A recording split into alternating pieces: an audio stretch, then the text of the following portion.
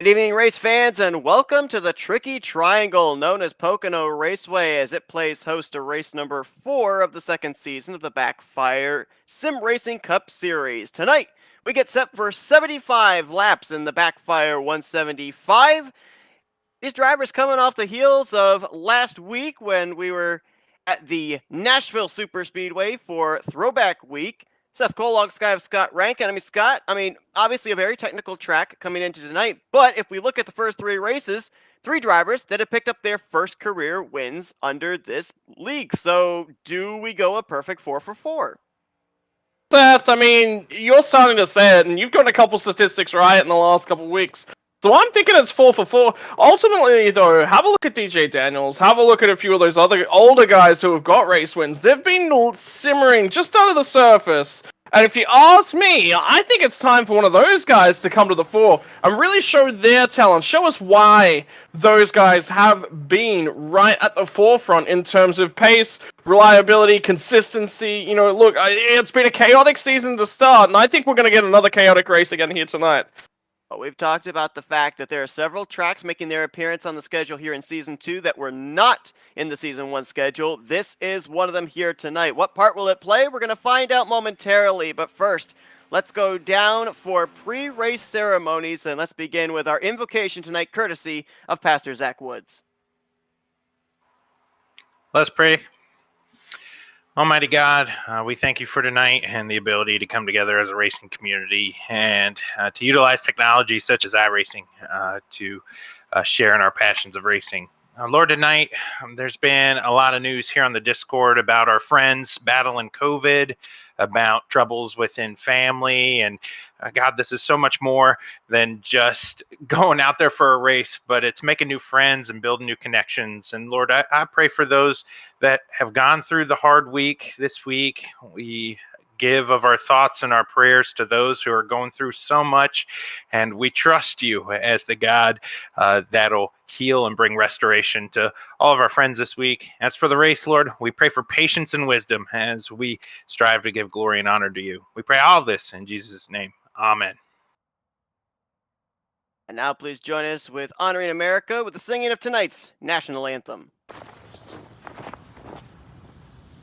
Oh, say, can you see by the dawn's early light what so proudly we hailed at the twilight's last gleaming, whose broad stripes and bright stars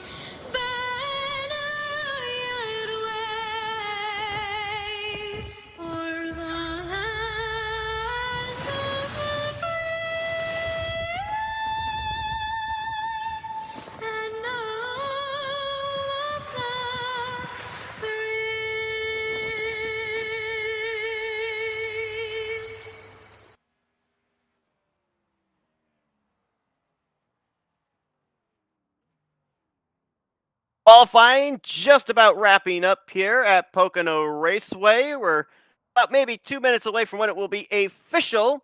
Currently, Bronson Stafford looks to be atop the board. And Scott, when we were seeing him jump to P1, the thing that jumped to my mind is the fact the last 3 weeks, it's been JKR Motorsports that have captured the pole in 3 straight races. That streak may come to an end here tonight. Yeah, and what a lap from these guys as well. I mean, Richmond is right there, and that's the thing. And when I was looking at the laps and I was looking at how tight it is at the top of that leaderboard, Jeremy Richmond threw down a 54.086, and I thought that's it. That's the pole lap right there. And I'm pretty sure Richmond would have felt exactly the same way. I've done enough to stick it atop the board. Stafford says no. Stafford goes out there, throws down a 54.025. There's a couple 53s actually during the practice session as well. So racetrack's quick tonight. We're gonna have a great race on our hands, I think.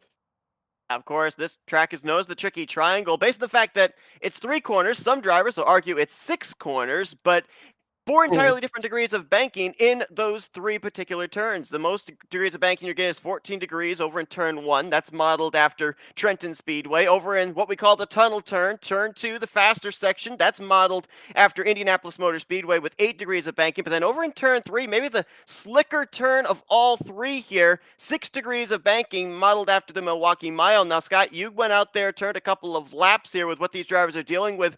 Where's the one place these drivers have to be particularly concerned, or does it live up to his name All where three. they're basically all 3? It is. All right. It is all 3. It is 100% all 3. Cars have got big blades on the rear spoiler tonight, so a lot of downforce going their way, a little bit low power, so straight line speed's not necessarily going to be, what we expect from some of those lower downforce circuits. So at the end of the day, getting the car turned in turn 2 and turn 3 is going to be the key aspects to those turns. In turn number 1, it's not necessarily getting the car turned in, it's being patient on that throttle. If you get back to that throttle way too quickly, what happens is you unload the front end of the car. It takes all the turning grip away. You're going to chew up tires, you're going to drift up towards that fence, you're going to run a lot of risk. There is a mountain to climb on the exit of turn 1. And if you start drifting up that mountain, you are in a world of pain too early, and it's something that you're going to have to control. You're just going to be going backwards down that chute between 1 and 2. Qualifying is official. It will be Bronson Stafford that will lead us to green over Jeremy Richmond. 75 laps here, and people might think, well, that's a short race. Well, Pocono Raceway is 2.5 miles in length. For those to kind of give you an idea of just how long it is in comparison, that's the same length as Daytona Super Speedway. So it's going to take them some time to make it around this racetrack. So a lot of times when we go to Pocono, it's considered a strategy race. Usually long green flag runs, drivers have to kind of work the strategy from backwards to forward. So is that something these drivers have to kind of start out with here tonight, or do you maybe plan to see a couple early cautions and then plan your strategy for the second half of this race? Expecting to see cautions at some point. Cautions will definitely play a factor, and they're definitely going to come at an awkward time. And that's the real thing about Pocono, is that when those cautions do come, it's normally either in the first couple of laps, or it's a couple laps in as the cars start to settle themselves out and people start to go, okay, there's an opening here, I'm stronger than this guy in this corner, those sorts of things. So all of a sudden you create an offset in what is effectively going to be an awkward night in terms of strategy calls. 75 laps is the distance. It's going to be difficult in terms of fuel, how all of that plays out. Tires are such a crucial factor here. 2.5 miles. 3 very different corners. The tires wear incredibly quickly at Pocono. Driving on those tires, like your favorite vanilla milkshake, is definitely one of the most important aspects. Wondered how long we'd get into a broadcast before the milkshake was brought up. Another thing too, though, when you and I covered an IndyCar race on Wednesday night at Pocono, a thing that you touched on was a lot of drivers that are really good at the road courses. They love coming to Pocono because the way you take the corners here are very similar to how you take corners at a road course. I would have to think as well in terms of green flag pit stops, if we end up getting to those, that also plays a factor into when you come to pit road and when you don't, in terms of how far you are behind the leader, because obviously, as we said, it takes a lot of time to get around here, but let's say you're running about 30, 40 seconds behind the race leader, there is every chance you could fall a lap down before your pit stop's complete and they make their way back around to the start-finish line. Yeah, look, I mean, at most courses, though, it's just an absolute lock-in that you're going to fall a lap down as soon as you come down to your pit stop, right? Pocono is one of those trickier ones. If you are close enough to the leaders, you can stay on the lead lap and make a pit stop. So the lead guys have definitely got the opportunity to undercut some of their rivals here. It's a big, big risk. Getting to pit lane at Pocono is certainly not easy. And ultimately, you just put something in my head. Coming off of turn 3 and then filing down into pit lane, that actually does feel like a road course, if you will. So, look, I mean, it's going to be tricky. It's not called the Tricky Triangle for no reason. We've seen cars have trouble so far this season. The racing is so tight. I'm expecting chaos tonight. And whether or not I'm right or wrong, man, it's going to be a tough night for a lot of cars. We're going to see a lot of beat-up cars before this is done. So far this season, 3 drivers have gone to victory lane for the first time in their BackFire sim racing career. Silvati at Daytona, Woodard at Atlanta, and Aaron Brown last week at Nashville. Who will be next? The iRacing pace car makes the left-hand turn and turns him loose as we're underway in the BackFire 175. Yeah, keep your eyes on a few of the guys towards the front here. I'm looking at Jay Gimbel's potentially going to get himself a really nice run. These guys are going to settle themselves down, make sure they make that first corner. Look after those tires, boys. Use that patience. Remember what our pastor Zach Wood said. That's 24 of Woodard way up the track there. Ooh. Almost came down into Jay Gimbel's 81. Now DJ Daniel, the pink 96 up there, 4th on the outside line. Look at this. Jeremy Richmond's not waiting around. He's going to drive it deep into the fastest corner of this track. Very careful here, though, for Stafford on the outside line. And you actually see he just gives it up. He recognizes the importance of looking after that race car. Clear air is going to be crucial again tonight. DJ Daniel now to the inside of Woodard for 3rd place behind Stafford, who follows Jeremy Richmond. It's 3 wide. Is that, I believe it's Mike Tellier on the inside, or is that Tom Bourne? It might be Tom Bourne. That's Tom Bourne, yeah, 54. Yeah, down underneath the 3-3 of Whitehead and the 81 as well. I think the 81 and the 33 made contact, Seth. Yes, they did. It's a little bit of paint exchange there down the front straightaway going into turn 1 between those two for the 5th position. Gimbel's going to be the one that pays the price for that, as he'll now fall back in the clutches of Patrick Mcquaid. Your eyes on the 95. He was way up there as well. I'm wondering whether he's trying to save some tire, running a little bit too high into turn number 1, or whether that was a mistake from him. So this pack is shuffling itself out. It's aggressive. Oh! It's Whitehead! And he's going to keep it up in the outside safer barrier. Everyone scatters there down the Long Pond straightaway to avoid him. You can see the right front damage, especially on that 33. That's not what he wanted this early in this race. Battle for the lead is on. Bronson Stafford, Chris Woodard using the draft down the front straightaway. They'll bring DJ Daniel and drop Richmond 3 spots before they even get back to the start-finish line. Yeah, I think Richmond just got a really poor exit off of turn 3 there. So ultimately, if Richmond is going to be weak off of 3, the guys are just going to start picking him off left, right, and center. Keep your eyes on this 24 machine, though. It has been so strong all season thus far, and Woodard's already got a win to his name. Woodard comes in this race 5 points behind DJ Daniel for the overall points lead. Kyle Gartner only 6 points back, and he's still looking for his first win of his career here in BackFire. And you know, we've talked about this the last few weeks. I miscorrectly said that it was a win and you're in situation. Nope, these drivers still, despite going to victory lane, have to remain consistent. And how aggressive we're seeing this 24 early on. I mean, right now, he'd be one of those drivers I'd be concerned of that you were talking about, wearing out his tires, wearing out what he's got too early. Oh, look, I mean, a lot of these guys, though, have a look. Is that Tom Bourne dropping like a rock through the field? He started P5. He's already back outside the top 10, I think. I think that actually might have been the other FRN car. There's 3 FRN cars in the field tonight. That's Mike Tellier in the 47, making his debut here tonight for Radius Racing. He's going to fall back behind his teammate Cam Caldwell into the 13th position. Yeah, there's a lot of cars early on, I think, that are really trying to save up their stuff. There's a lot of aggression coming out of a few cars. I'm looking at Silvati saving tires right now. Christian Ruse is up 6 spots. Tom Bourne's dropping back quite aggressively. Mcquaid and Whitehead were a long way forward early on. A 33 machine, you know, some early issues for Trey Whitehead. He'll try and get settled back in. His target now is that early pit stop. He wants to make sure he can get there with minimal losses. Top 5 all going to get themselves single filed out. Best battle right now is going to be for the 7th position. That's where Brock Whitehead looks to the inside. It was of Patrick Mcquaid, but McQuaid's going to actually stay ahead of him for 7th. Tom Bourne tried to get to the outside of the 83. No luck there. And now Brock Silvati going to get a run there on the 54. It's almost looking like early on here, Scott, that a driver has a choice to make. They can make up the ground entering the corner, but then they lose it on corner exit or vice versa. They could be a little bit more conservative on entry and then gain on the car in front of them off the corner.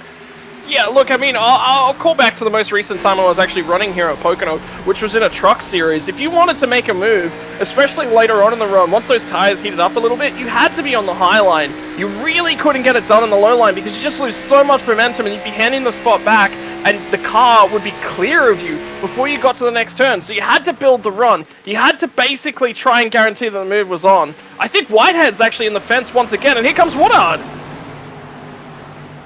Going to take the top spot. DJ Daniel will move into second, maybe. Clears himself. Woo! That was close. As Stafford's going to cross him over here, heading into turn 2. But I don't think he could have fit a sheet of paper between those two cars off the first corner. Oh man, there was nothing. I think they exchanged just the tiniest little bit of paint. It was corner to corner as well. So that was risky. That was dangerous. And you know who makes a huge advantage out of this? Woodard jumps away a little bit. We talked about there before we even got to pre-race ceremonies about DJ Daniel.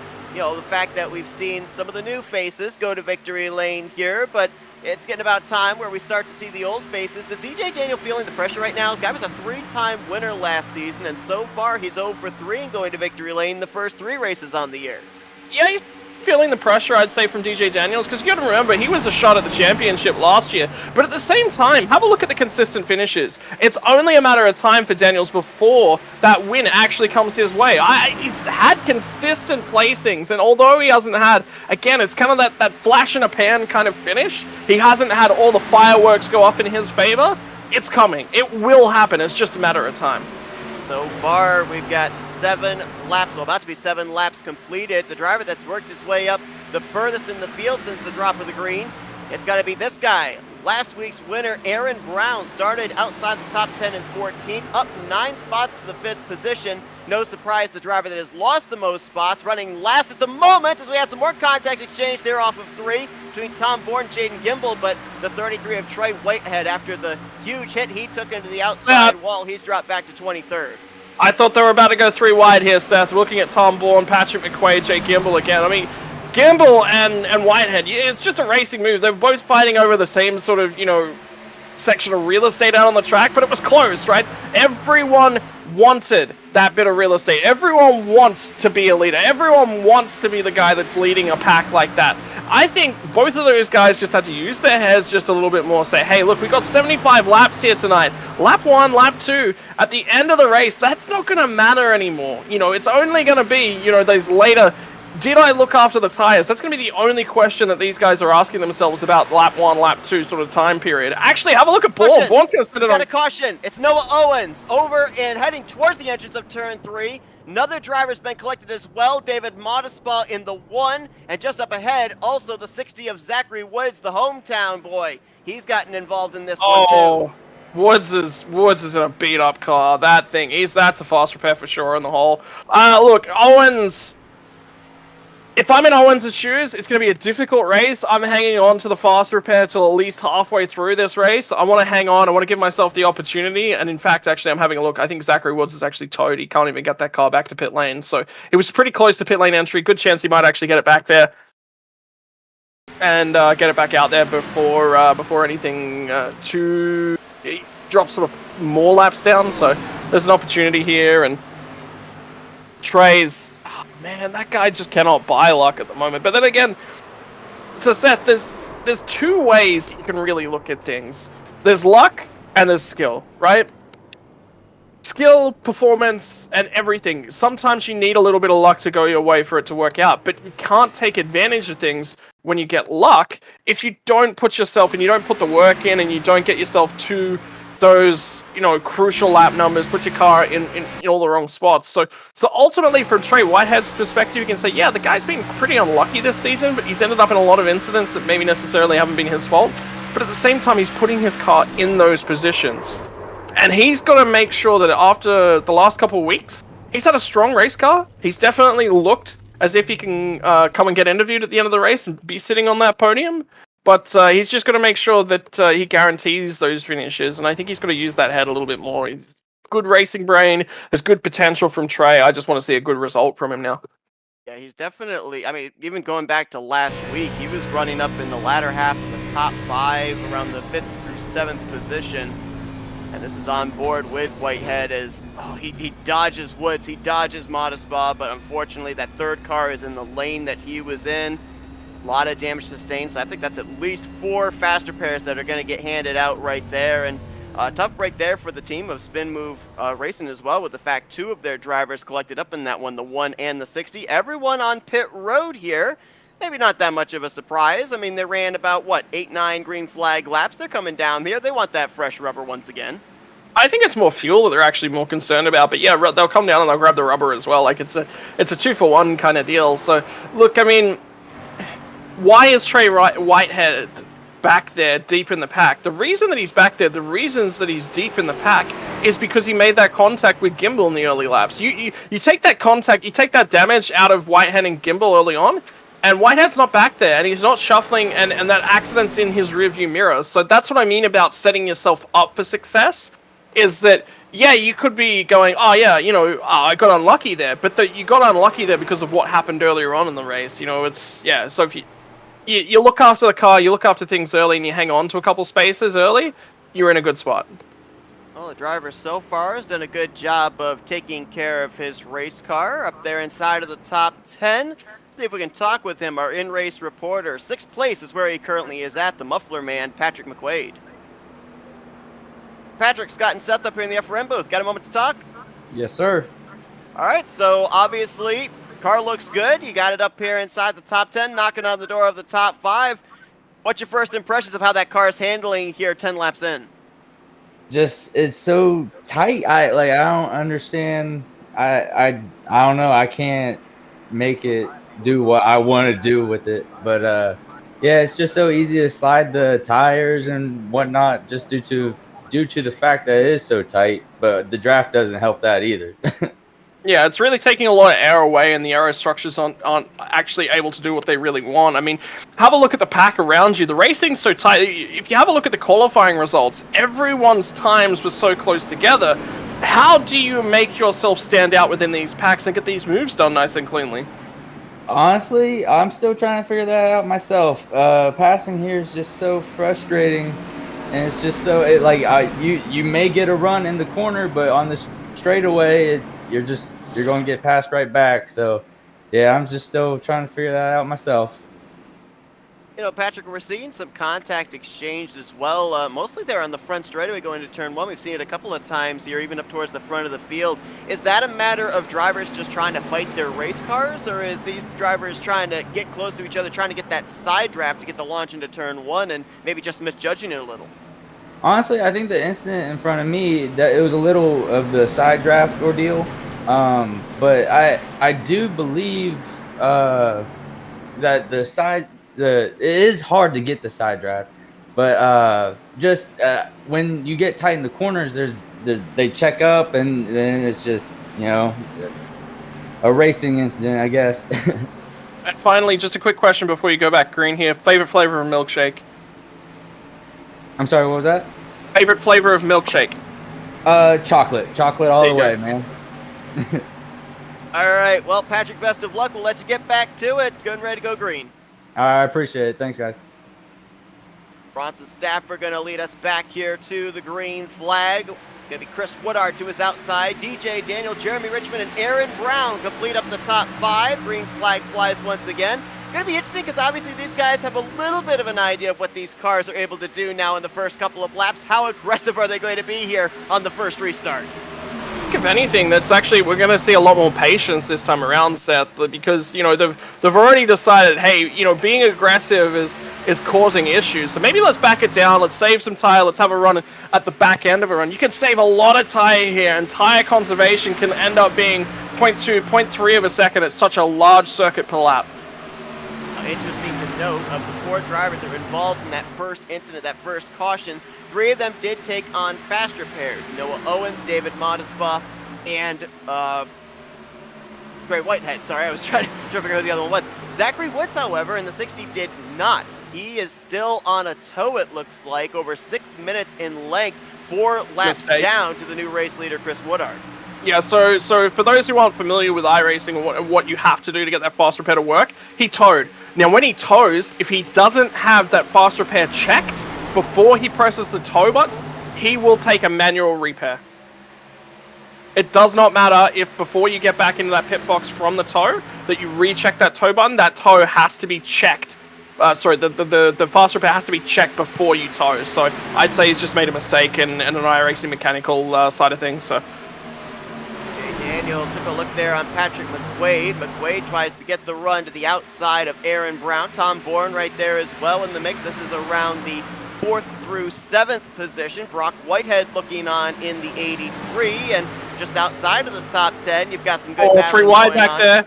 That's 3 wide. Oh, DJ Daniel got loose off the corner in the 96 as well.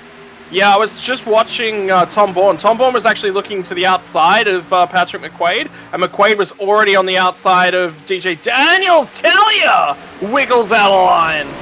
It's aggressive here, Seth. We are gonna have ourselves a race on our hands right the way through. Have a look at these guys that are saving tires, though, and who's being a little bit more aggressive. Woodard got out there really quick, got a great jump, but I think he burned off a little bit extra tire. I actually want to say Bronson Stafford was very cautious on those tires initially, and now he's already seeing that benefit. Aggressive turn-in angle from the 98. Oh, we got a spinner! Tom Bourne! Tom Bourne right in front of the field there, off of turn 2. Everyone, I think, avoided him. Nope, we got some more cars involved. Christian Ruse, Kyle Gartner, they get collected up in a follow-up incident. Also just ahead, I think that was the 83 of Brock Whitehead. That'll be Bourne taking a fast repair for sure. His car is all tore up. And you know what it is? It's Daniels. Daniels trying to shove his nose underneath the rear corner of Tom Bourne, and Tom Bourne was already underneath Mcquaid, so he had to allow space on the outside, and he was trying to hold that middle groove. Nothing he can do. DJ Daniels is there. Daniels isn't aware that he's 3 wide. That's what the issue is. Great to see Christian Ruse back in the field here this week after missing last week's event, dropping from a 2nd to now 16th in points, but certainly a shame to see him involved in this, and you're right, but that was a tight 3 wide there off of turn 2. It's got a lot Daniels of speed, but there's know not a whole heck of a lot of room. Yeah, so what that is the way that the spotters work is that it only references your car. If your car isn't 3 wide, your spotters, and there's no spotter pack that can actually do this either, your spotter won't tell you that you are 3 wide. He'll just tell you that you're 2 wide. There's 1 car right. So what's happened there is Daniels showed the nose because he thinks that Bourne isn't actually alongside whoever Bourne was just behind as well, was Mcquaid actually. So Bourne's trying to adjust it to send it 3 wide. He doesn't make the correct adjustment. Daniels keeps showing the nose, and again, Daniels, the way that it works is basically DJ Daniels doesn't know that they're 3 wide. He's setting up to run 2 wide. Tom Bourne's trying to make the adjustment because he knows that he's 3 wide, and Patrick Mcquaid doesn't know that they're 3 wide either. So there's literally nothing. They're all driving to very different circumstances over the same piece of real estate. As we go back and look over these replays, a couple other drivers that got collected that I was not originally aware of also included the 99 of Alexander Kerfan and the 2 of Gene Cato. So about 6 drivers collected up in this incident. For the most part, it looked like everybody did a great job to avoid the spinning 54, but obviously when you're trying to avoid somebody else might want your exit lane as well, and that's what we had. So not only the 54 of Tom Bourne getting some damage, but a number of others as well. It didn't look like, with maybe the possible exception of Christian Ruse, anybody sustained major damage, but when you consider the fact, as you talked about, they've got the big wing on the car, so that's for maximum downforce. That damage that they sustain on the front end of the race car, it would affect them, especially with these long straightaways. It does, because the air's just not flowing as cleanly over the car. It's punching a really awkward hole. It's basically like attaching a big parachute to the front of the car. The car just doesn't go anywhere in a straight line anymore. So maximum speed's down. Then you've also got to consider, how does the car handle in the corners? Well, the cars are designed in a particular manner such that the downforce at the front of the car works correctly. When you screw those air, when you just sort of make a couple creases in those airflow structures, the air's not getting to those crucial corners of the airflow structures, which means that they can't do what they're doing. And it's as simple as a tiny crease or a tiny crinkle creates pockets of air which don't flow over the car. What happens then is all the air that's downstream from those creases and crinkles, that's not working correctly. So it's not just as simple as saying, oh, there's a tiny crinkle in the car, you're going to lose 1 or 2% of downforce. No, that tiny crinkle in the car can end up costing you 15% downforce at that section of the car. So far, none of the drivers involved in that incident took on a fast repair. Tom Bourne down and away. We do have another driver, though, that had an extended stay on pit road, and I don't remember seeing him involved in the incident. That's our Daytona winner, Brock Silvati. He's just now leaving his pit stall, but he spent about a minute and a half on pit lane, so I don't know if maybe I missed him there on the replay, didn't see him get involved when he actually did, but he's got a lot of damage on the front left corner, so I would say that is definitely damage related, Seth. Alright, so probably got into someone. Not sure who it was, though, so gonna have to deal with that for the remainder of this race, or at least until he decides to take on the fast repair here for our inaugural winner on the season. Christian Roos has returned back to the racetrack now as well in the 14. And it looks like Zachary Woods has actually come back on track as well, but he is 7 laps down to the race leader, which is going to be Christopher Woodard, our winner in the second race of the season at Atlanta Motor Speedway. He'll have Bronson Stafford to his outside. The top 5 looks almost the same as it did on the last restart, but add Patrick Mcquaid into the mix now in 5th. DJ Daniel at the outside of row 3 and 6th. Mike Tellier, Cam Caldwell, teammates will make up row 4. Trey Whitehead is back up inside the top 10 in 9th. And Christopher Lawrence, just going to throw this little bit of a tidbit out there. The last driver to win at a 2.5-mile racetrack here in BackFire, he's going to line up in the 10th position. That was a super speedway, however, at Daytona.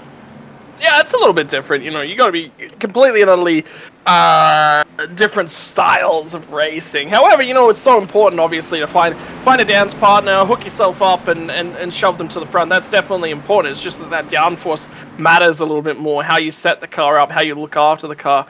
Look, to be perfectly honest with you, I think we've seen some good racing so far from this leagues. The racing is tight. There's not a huge difference between most of the cars that are out there as well. So, look, I mean, Seth, to be perfectly honest with you, I'm enjoying this, and I've said this every week. BackFire brings the action. You cannot say that the races in the BackFire series haven't been exciting, interesting, different so far. Absolutely agree with you on that. 17 laps down, getting ready for our second restart of the day. All 24 drivers that took the green flag, but to start this race, take the green flag for the restart, following the 24 of Woodard, who gets ready to lead us into turn 1. Double wide for the second position. DJ Daniel making a little bit of a move there around the 5th spot, but he'll tuck back in line. I think DJ Daniels is probably actually raising the ire of quite a few drivers at the moment. He's been making very late moves and changes of his line going down into turn number 1, so he's going to be a little bit careful with that. I think he needs to try and make some friends out there at the moment, because I think he's a little bit all on his own, out on an island, if you will. Patrick Mcquaid, he's going to get around. He'll move now back up into the top 5. Mcquaid drops back into the clutches of Cam Caldwell, and there's the 33 of Trey Whitehead. It's so interesting when they've got the fast repair system in different series to see when a driver early on has to use that fast repair, their only lifeline in the race, just how they approach the remainder of the event. Sometimes they'll be conservative and then make a late charge. Not in the case here for the 33. He may already be a fast repair in the hole, but he's being aggressive, trying to work his way back up through the top 10. Ultimately, he knows he's got the pace, and he knows that the further he can get himself forward, the less likely he's going to encounter. You know, it's basically if a car's behind you and that car ends up in an accident, that's no longer your concern. So that's kind of what he's looking at. He also has got potentially his pace tonight and an opportunity to come out and win. Like, just have a look at how difficult it's been for breakaway packs to form up at the front here. Like, look at how deep they're fighting, and Mike Tellier, there's another car out in the middle that sort of had a big wiggle there. It's the 96 of Daniels again. Oh, big shove! Yeah, that's Mike Tellier, I think, that got into his right rear, and then somebody went up into the outside wall. Might have possibly been the 39 of Ron Gartner. I'm not sure Somebody if he got drilled from the... Tellier. I think was it the 33, I think, of Trey Whitehead? Well, he was on the radio. It was the 9. Oh, it was Lawrence. It was Lawrence that drilled Tellier, but it come from Trey Whitehead. So Whitehead's into the back of Lawrence, and Lawrence just shoves straight into the rear end of Tellier, and now Tellier's dropping like a rock. Big chain reaction there. Yeah, Tellier dropping back. Caution is Oh, there's out. a car around. On board. That's over in turn 1. Don't run an FRM scheme. That's what I've learned from Tom Bourne. That car badly mangled once again. Obviously had that front end damage sustained from his earlier incident off of turn 2, but even more so the damage on that Chevrolet out of Rebel Racing. Did not use his fast repair, let's remember, No, he back didn't. in the first incident, so he does have that still in the bank should he decide to use it. Let's go back and see what happened to him, this time over in the first corner. Ultimately, it's just, I think is it Joshua Billiter that's underneath him? Yes, Just it is. doesn't understand just how tight his car is. Overcooks it going into the corner. Drifts up, collects. There's not a lot of damage. It's not a high-speed impact out of Tom Bourne, so I'd say he's going to hang on to that fast repair for a little bit longer here. It's a difficult night. He's got two sort of options here from Tom Bourne's perspective, right? He can take the fast repair now. We are 21 laps into the race. There's still, 50 to go when we go back to green. Look, there's an option. There is definitely an option to come down here, grab the fast repair. You've got 50 laps to work your way back forward, but should something happen, well, that's it. Unfortunately, that'll be night over, basically, for Tom Bourne. I think Bourne's in one of these perspectives whereby he's not losing a lot of time here. He's not, the car isn't so bad that in 5 laps' time he's going to be a lap down. So, if it was exactly like that, I could see him coming to pit road. But because of the situation that he's in, I think he's just gonna. The next caution, I'm saying maximum 10 to 15 laps. I think he's gonna take the fast repair and just start to focus on working his way back forward slowly and carefully, because that's just the kind of driver that Tom Bourne is as well. You talked about the possibility of early cautions. Obviously, you hit that ball out of the ballpark, but I mean, what does this mean now for drivers in terms of strategy? Because under the last caution, pretty much everybody inside the top 15, they decided to stay out. We've not had anybody duck onto pit road yet. I think pit road's actually open this time by... It will be. So are these guys maybe looking at... Whoa! Playing a little mind games there with Stafford. Almost hit the pit wall for his trouble there. That almost cost him, but... I mean, are these guys maybe now looking to split this race into thirds, hoping that maybe we'll go green to lap 50? Yeah, potentially. For the guys that are at the front end of this field here, I expect them to come down and then stay back out, right? For guys that are actually at the back end of the field here, I think that they're going to take the complete opposite perspective. If I'm one of these guys that's towards the tail end of the field, I'm coming down here now, I'm grabbing a set of tires and grabbing some fresh fuel, topping all the way back up. I'm coming back in again next lap, because these pace laps, remember, 2.5 miles, right? That is not a huge chunk on the pacing of fuel, but it is a chunk. And that fuel could actually matter at the tail end of the race, in terms of being able to go that extra lap or whatever it is. So all of those guys that have come back down. Additionally, have a look at the number of cars that have stayed out. We've only got 6 guys that did not stop there. So, again, we're in this really messy sort of position within the race, and I think it's about to get extremely busy out on track. And the race leader is our outside pole sitter, Jeremy Richmond. Aaron Brown, his teammate, last week's winner, is going to line up behind him. Patrick Mcquaid, DJ Daniel, Alexander Curvan, David Modespa. They were the drivers that elected to stay out, so at least 3 of the 6 out of JKR Motorsports. Actually, correction, no, 4 of the 6 of JKR Motorsports. All maybe deciding track position is more important. We saw Chris Woodard. He was the second driver off pit road because it looks like a fuel-only stop for the 88 of Noah Owens, so he'll line up in 7th. So Woodard, who was out in clean air, at least for the last 2 restarts, he's going to be mired back in traffic, scheduled to restart in the 8th position. Something else to keep in the back of your mind too, Seth, is that, so starting tire set plus 5 more sitting in the bank.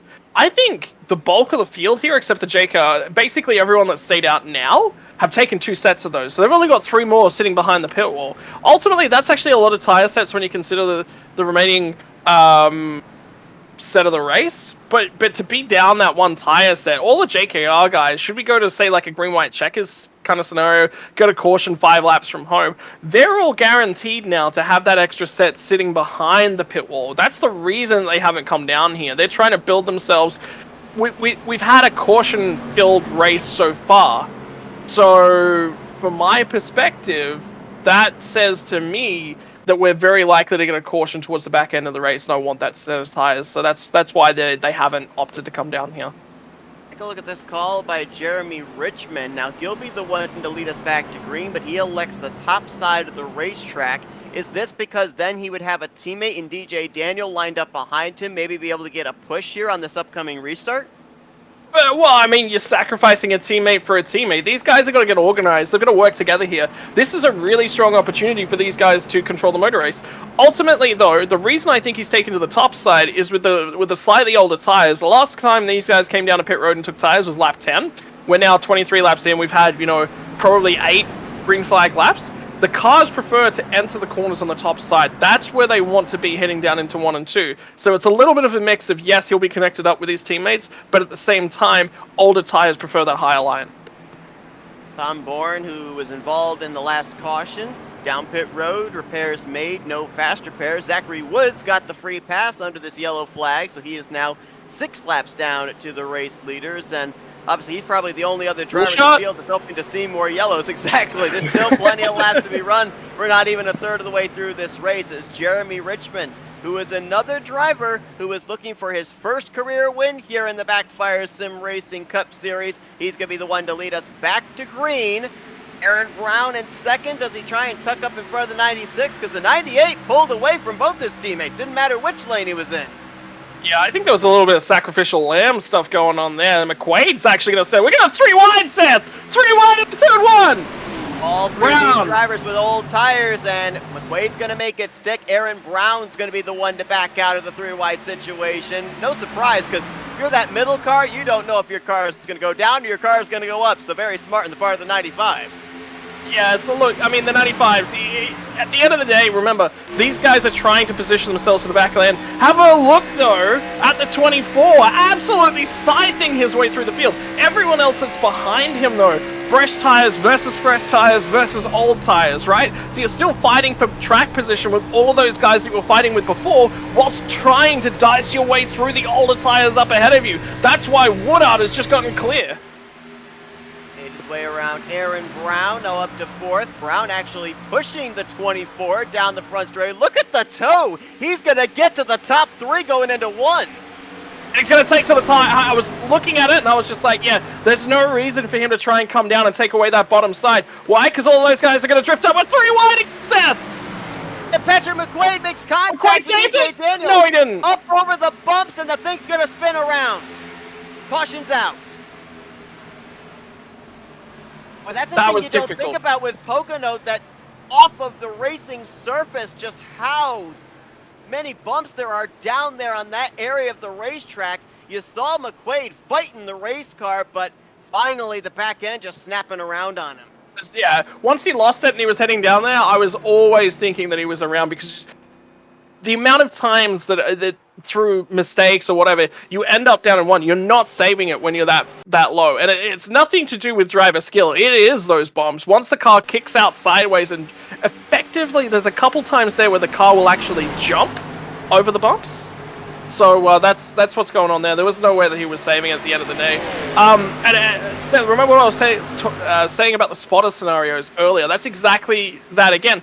McQuaid has got no clue that Woodard is trying to go around the outside. He's got no clue whatsoever. Daniels knows. Daniels is trying to make the space, and ultimately, McQuaid is just trying to do what he can, and, he thinks that he's still 2 wide, and then all of a sudden, by the time that he receives the call for 3 wide, he's basically into the side of DJ Daniels, and there's nothing he can do. The second time that we've off of, well, actually, no, correction, it was once off of turn 2, this time off of turn 1 that we've had a 3 wide situation, and the 96 has been a part of it as we're on board here with Patrick Mcquaid, and for the most part, he practically had that thing saved. Hang on, something's just happened, Seth. Second spin. Something's just happened, I think, to Tom Bourne, under caution.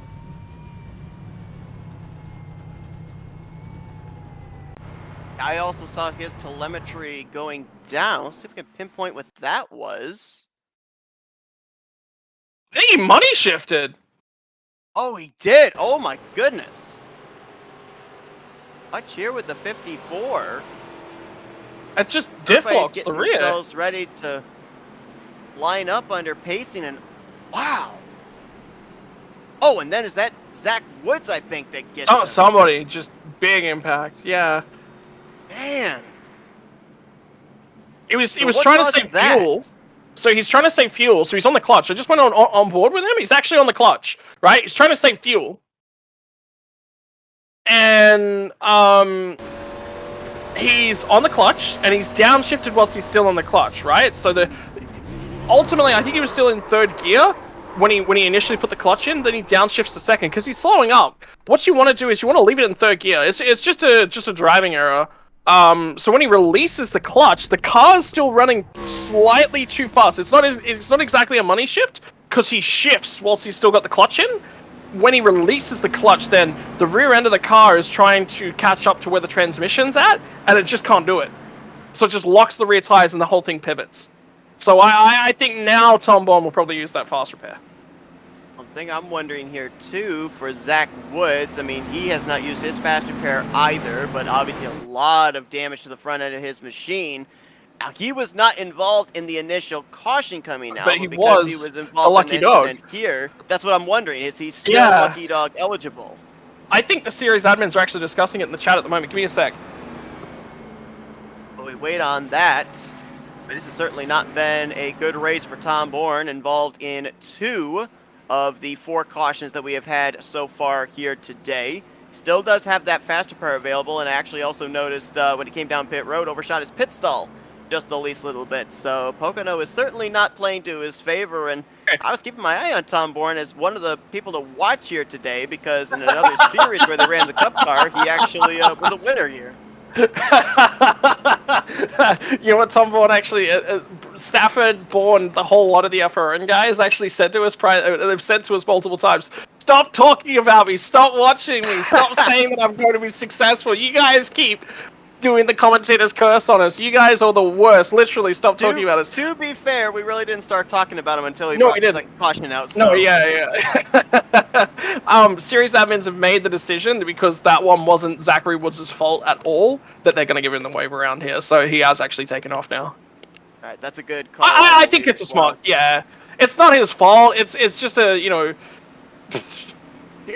When are you expecting that to happen ever? Exactly. You know? Exactly. There's just no reaction time either. The drivers were even coasting, catching up to the tail end of the field, so it wasn't like Woods came flying in there, and yeah, just no reaction time. So he'll be only 5 laps down to the leaders now, and continuing to hope that the caution flags fly to get himself eventually back on the lead lap. I'm wondering whether or not he doesn't come down and take the fast repair. Yeah. Yeah. Both him and Bourne. I mean, well, actually, no, correction. Bourne did use the fast repair just then. Well, Bourne had to. I mean, his car was just dead. From the shot that he made into the outside barrier was so heavy that he didn't really have an opportunity. So now we've got kind of a mixture up here inside of the top 5 in terms of pit strategy. There's Woodard, Cam Caldwell, and Bronson Stafford. They were all on pit road under the last caution. They line up 1st, 3rd, and 5th. Aaron Brown and David Modesbaugh, however, who have not been to pit road since lap 18, or actually, correction, since lap 8, rather, the first caution, they're currently running in 2nd and 4th. The rest of the drivers, they were on pit road under the last caution to complete the top 10. Brock Whitehead in 6th, Christopher Lawrence 7th, Trey Whitehead, Noah Owens, and Gene Cato. Bear in mind, though, for the 88 of Noah Owens, he theoretically has the same amount of laps on his tires as the drivers that were back on pit road on lap 8, since he took fuel only on the last pit stop. Okay, so we got an interesting sort of scenario building now, and multiple drivers, multiple different pit stops, and now Woodard's back up at the pointy end of things. Aaron Brown here is going to be in an interesting position. I think we could just got to keep our eyes on this. Motorsport pit on lap 9 as well was his last stop. So there's ultimately a whole bunch of drivers here on different circumstances, different strategies. We've got to be really, really careful. And remember what I said as well, Brown is still going to have that extra set of tires behind the pit wall, but I think all of his teammates at JKR, they're going to be quite compromised, because the tire differential at this stage of the race, that last caution wasn't too long ago, so the tire benefit for them isn't going to be huge, and they're mired in traffic. Talking about traffic, that's where it all is here from about the 6th position on back. David Modesbaugh on those old tires has Brock Whitehead, Christopher Lawrence and company trying to move on by him. Saw Mike Tellier really low off of turn 1, almost in a 3-wide situation. Might have been a bit of a stack up there on the first corner of this restart. Again, down way on the inside. He's actually trying to get a spot from the older tires of the 88 of Noah Owens. Yeah, so it's going to have to be a lot of just sort of patience, really work together here tonight. I'm going to throw it back to exactly what Zachary Wood said during that invocation once again. Use your patience, use your head, guys, settle it down. Let's get ourselves back up to ride. No patience up at the front. Contact exchange there between Cam Caldwell and Aaron Brown for P2. And Aaron Brown's on older tires, and he's hanging with these guys. This is a phenomenal drive from him. Oh, got a little loose through the center. More contact there off of turn 2. Cam Caldwell with those fresh tires trying to pin There's it a spin down. in the back. Caution. Spin in the Kyle back. Gartner. I got his best finish of the season last week. Oh, he was over. Gardner was on his lid. Natural. That's a That big would explain impact. why the engine has gone south on that machine. A driver that was in the Final Four for the championship last season. Oh, don't tell me. Like that was Tom Bourne. Might have made the contact. Yep. Oh, man. Another 3-wide situation. Well, here's the thing. Is that...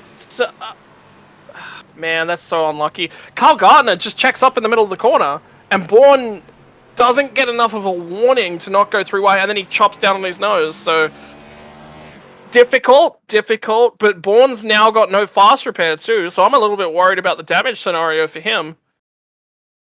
As we go on board here with Kyle Gartner, I'm not 100% certain. You can correct me on this because you have a lot more familiarity at this track than I do. I believe that when you actually get down towards that safer barrier, there actually is an uphill grade in the pavement, and that might have been why the front end of the 49 jumped up in the air and eventually went up and over. Good question. That's never actually come up. So, I could not tell you, to be perfectly honest with you. I'm going to see if I can find out what happened to Gartner. Give me a sec. With this Yes! caution Yeah. There is actually like an up ramp. Basically, the angle his car was pointing at, there's like a little hump in the road, and it's basically like a motocross jump. The way that his car's driven into it. A wild ride there for Kyle Gartner, bringing out the 5th caution of the day and closing in on the halfway point here of this race. When they reach lap 38, the midway portion of lap 37, we'll be halfway through the BackFire 175. Gartner Long race tonight, Seth. Long race. And he's used... yeah, I know, right? I mean, put it this way. We have had a number of yellow flags, but in between those yellow flags, we've definitely not been at a loss for good racing. The problem, it seems like, I think it's just going to continue here with different drivers on different tire strategies. You talked about it. Kyle Gartner kind of checked up there in the center of the corner. Another driver behind him got a big run, and you've kind of got to take that momentum when it's there. And unfortunately, it's put us a number of times here tonight in those unfortunate 3-wide situations. And while we've mentioned the fact that Pocono is a long track, it's not necessarily a wide track, especially on corner exit. It does narrow a little bit, yeah. The car's naturally, especially in turn 2, the car's natural line goes from being the bottom to about, a lane off the wall. Is basically, it's very difficult to go 3-wide through turn 2. 2-wide is definitely difficult on all the tires, but it's doable, right? Both drivers have to be cognizant that that's the circumstances that they find themselves in. Actually, have a look at Aaron Brown once again. He still has not come down pit road to take tires. This is a long period. He's now on 22 lap old tires. Now, you mentioned the drivers that came down pit road under the 1st and 2nd caution, maybe taking on tires there and being rather limited in the amount of tires available to them for the second half of this race. Could the 95 possibly be thinking one of two things? Either one, stay up ahead of the mayhem, get yourself a good track position, 100%, or number 2, that's exactly what he's thinking. In case we keep this trend going and we have ourselves some late race yellows, some drivers, they'd be able to come down, maybe take on the final set, whereas he would have maybe 2 sets available to him on restarts. I mean, we've seen just how valuable those fresh tires have been so far. Yeah. Ultimately, I think Brown is just thinking, I can't put myself in this mayhem. I mean, at the end of the day, if you actually have a look at it, he's good enough to keep himself up here too. So it's not as if it's been like, oh, he's a problem, oh, you know, this, that, and the other. No. Aaron Brown's actually been just about on pace with most of these guys. He must have really been working on his tires early on. I remember he confessed last week that his tire strategy, his qualifying pace has not been there. So ultimately, he wants to keep himself towards the head of this field. He wants to hang on to that fast repair. Remember what I say every single week. It's about setting yourself up for the end of the race. Buy your ticket. Punch your ticket to the end of the race. Because if you are competitive at the start of the race and halfway through you no longer have yourself a car to compete with, what was the point of showing up? Christopher Woodard, our winner from a couple of weeks ago at Atlanta. Obviously, he wants to be the first multi-time winner on the season, but also wants to make sure that he's going to be the overall points leader when the regular season comes to a close. He currently 5 points behind DJ Daniel coming into this race. DJ Daniel can be mired back in the 14th position for this upcoming restart. Camp Caldwell will line up to his inside in the second position. Caldwell making his third start in the season, coming off his best finish of the year last week, a top 5, 5th place at Nashville Superspeedway. Yeah, there's a lot of drivers that are suddenly coming to form as well. Yeah, at the end of the day, there's a lot of drivers in this field that are very, very close together, and I think the two races that we've had, both last week in Nashville and both this week, you know, when you've got a whole bunch of cars that are this close together in terms of overall pace, there's going to be contact at some point because you're racing multiple laps side by side all the time. So that's what's going on with all of these guys. They're doing their best, and here we go back to green. Green flag back in the air here as Woodard gets back up through the gears. It'll be interesting to see here with his fresh tires, could be able to pull away, but maybe not as quickly as I would have thought because Bronson Stafford, who also has some fresh tires, lines up behind him on that outside line, will clear Cam Caldwell for the runner-up spot going into turn 1. Yeah, this is multiple drivers using their head, driving through the field as well. So you got 3 guys that are on reasonably fresh tires, and then you've still got Aaron Brown. And look at the pace coming off of turn 1. He's still right there with these guys on double the tire age of these guys as well. That's what you're going to remember. Top 5 all nose to tail there. Oh, Brown Whitehead into the mix. Brown wants to send it on to Caldwell. He's not happy. He's not being patient. I think he actually rolled out of it a little bit there, did Aaron Brown. Oh, wow, he drove it really deep there into that corner as well, almost into the left rear of the 12 car. Yeah, look at Whitehead. Whitehead's all of a sudden found some pace as well. So he's back to lead. Oh, big accident! TJ Roberts. Oh, so that's someone, Alexander Kerfan, has actually hit the pit wall start. David Modespa was also collected up in this one. And TJ Roberts, I think, spun down pit road. Either So spun what do you down think? pit road or came down pit road to avoid. Right call from Aaron Brown? Yeah, I think so. Definitely think so. Well, obviously TJ Roberts was involved. The whole front end of that car, the grill area is completely gone on the 11 machine. 6th caution of the day. Let's go back and see what happened. This was obviously off of turn 3, and man, there's so many times we'll end up seeing off that final corner an unfortunate path for a driver that's spinning, heading for that pit wall, and Alexander Kerfan is the one that's going to end up clobbering. I think he might make some contact with the one who had a big moment going into the entrance of the corner. So yeah, I was just watching it from TJ Roberts' onboard cam as well. Basically what happens is I think you've got Modespa who's really out of sync in terms of pit lane strategy because he's on those really old tires. He's got guys that are trying to send it underneath him, guys that are trying to send it to the outside of him. What effectively happens is that because of the checking up, somebody sent it deep underneath him. It's the 97 car that is Brock Silvati. Then you've got Tom Bourne on his outside. Then you've also got Alexander Kerfan. So basically, instead of him being able to have like either the really low line or the really high line, he's stuck in the middle. That's where he doesn't want to be. He can't take any sort of avoiding measures. You know, he's in a really, really difficult spot. What he come over the radio and just said as well was that his spotter didn't call that Kerfan was there until they made contact. But at the same time, that's on Motorsport to be realizing, hey, I can see these guys in my rear view mirror. Don't rely on the spotter there. The 99 is coming. if you drift up into that hole and you take that away and you're on the older tires, you're always going to get killed in that scenario. So that one's on Motorsport. Motorsport needed to be a lot more cognizant of the situation of everyone around him. He wasn't using his head to think about where cars are going to end up on corner exit, and that's what's caused that accident. Honestly, really surprised we didn't have more drivers collected up in that one. Noah Owens was the 4th car in line, and he was just barely able to get through, just based on the fact that it took quite a bit of time for all 3 of those machines, Roberts Modespa and Curfan, to kind of migrate down to the inside of the racetrack. They spent a good portion of time up there in the racing line, and obviously a lot of drivers getting back to the throttle off of 3, trying to maximize straightaway speed. They're not on the brake at that point in time. Oh, and I mean, you know, it's difficult because the corner's so wide as well, and the flow around there is so wide that, you know, it's not the easiest that you can really do. So, look, I mean, everyone's doing the best that they possibly can at the end of the day, so, you know, whatever. The 6th caution of the day comes out here. Looks like we may end up reaching the halfway point here, under pacing as Chris Woodard continues to show the way. Pit road, I believe, will be open either this time or it was last time. I think it actually was last time. And nobody electing to come down pit road. Actually, no, correction. It's open this time. And the 24 trying to maybe deke the rest of the field. Nobody going to come down here, at least amongst the top 5.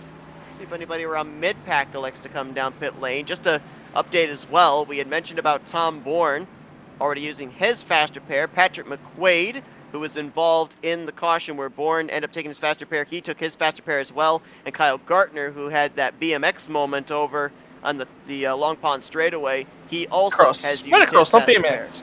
BMX replies that he was under his own power. Motocross, man. He had an engine underneath. All right, fair enough. Fair enough. Lights out top the pace cars, so we get ready to go back green flag racing once again. Here's the thing for me, Scott, is the fact that usually it doesn't matter what type of track we're at. When we get into the second half of the race, whether it's been a long green flag run race or a number of cautions have come out in the first half, the aggressiveness always kicks up.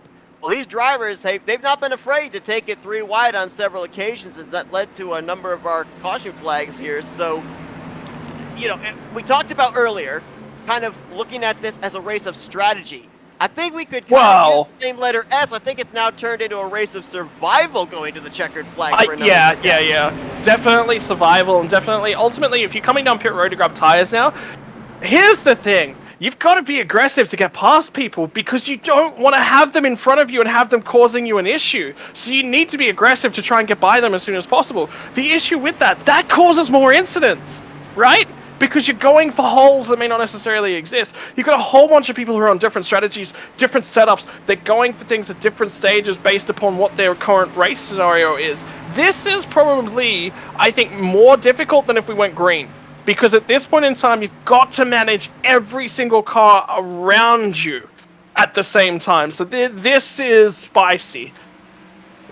Green flag going to come back out here once again. So we will actually reach the halfway point under green flag conditions. Woodard moves up in front of Bronson Stafford, who's going to battle side by side with Caldwell for second going into turn 1. Trey Whitehead going to slot into 4th, and then the old tires of Aaron Brown trying to hold off Brock Whitehead for that final spot inside of the top 5. Yeah, look at him. He's still... This is a phenomenal drive from Aaron Brown. And ultimately, I think he's probably been the standout driver so far this season. The amount of times he's... Oh! A slow car in the back! I think somebody just got ended up in the fence. Man! Big move by Caldwell to the inside of Woodard. Going into turn 2. Stafford pushes up the track. Almost 3 wide now for 3rd place. Yeah, and have a look at that. Caldwell sent it in there deep, and Stafford had to cut off Trey Whitehead, and now Caldwell's got the best tires. He's going to be so slow on exit here. He really needs Whitehead to get up underneath his bumper and push him. I'm not sure if Whitehead's going to want to work with him, though.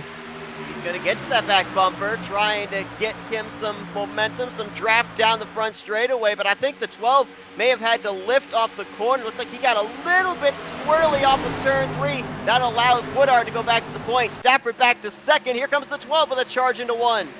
Yeah, way too deep from the 12. Yeah, he got super tight. He had to get way out of that throttle. That was not good enough from Ken Cole. Look at the spots he just gave away. He just dropped 4 spots. 4 spots for getting tight. I mean, you talked about it. When you have the momentum, you've got to take it somewhere because that's what Pocono is. It's all about momentum. If you lose it, this is the end result. Yeah, and this is a mistake. One mistake cost him 4 spots. 4 spots. And all it was a little bit too deep. Now that one mistake has overheated his tires, he is going to struggle from here on out, and he was already struggling. Caldwell is going to drop like a rock.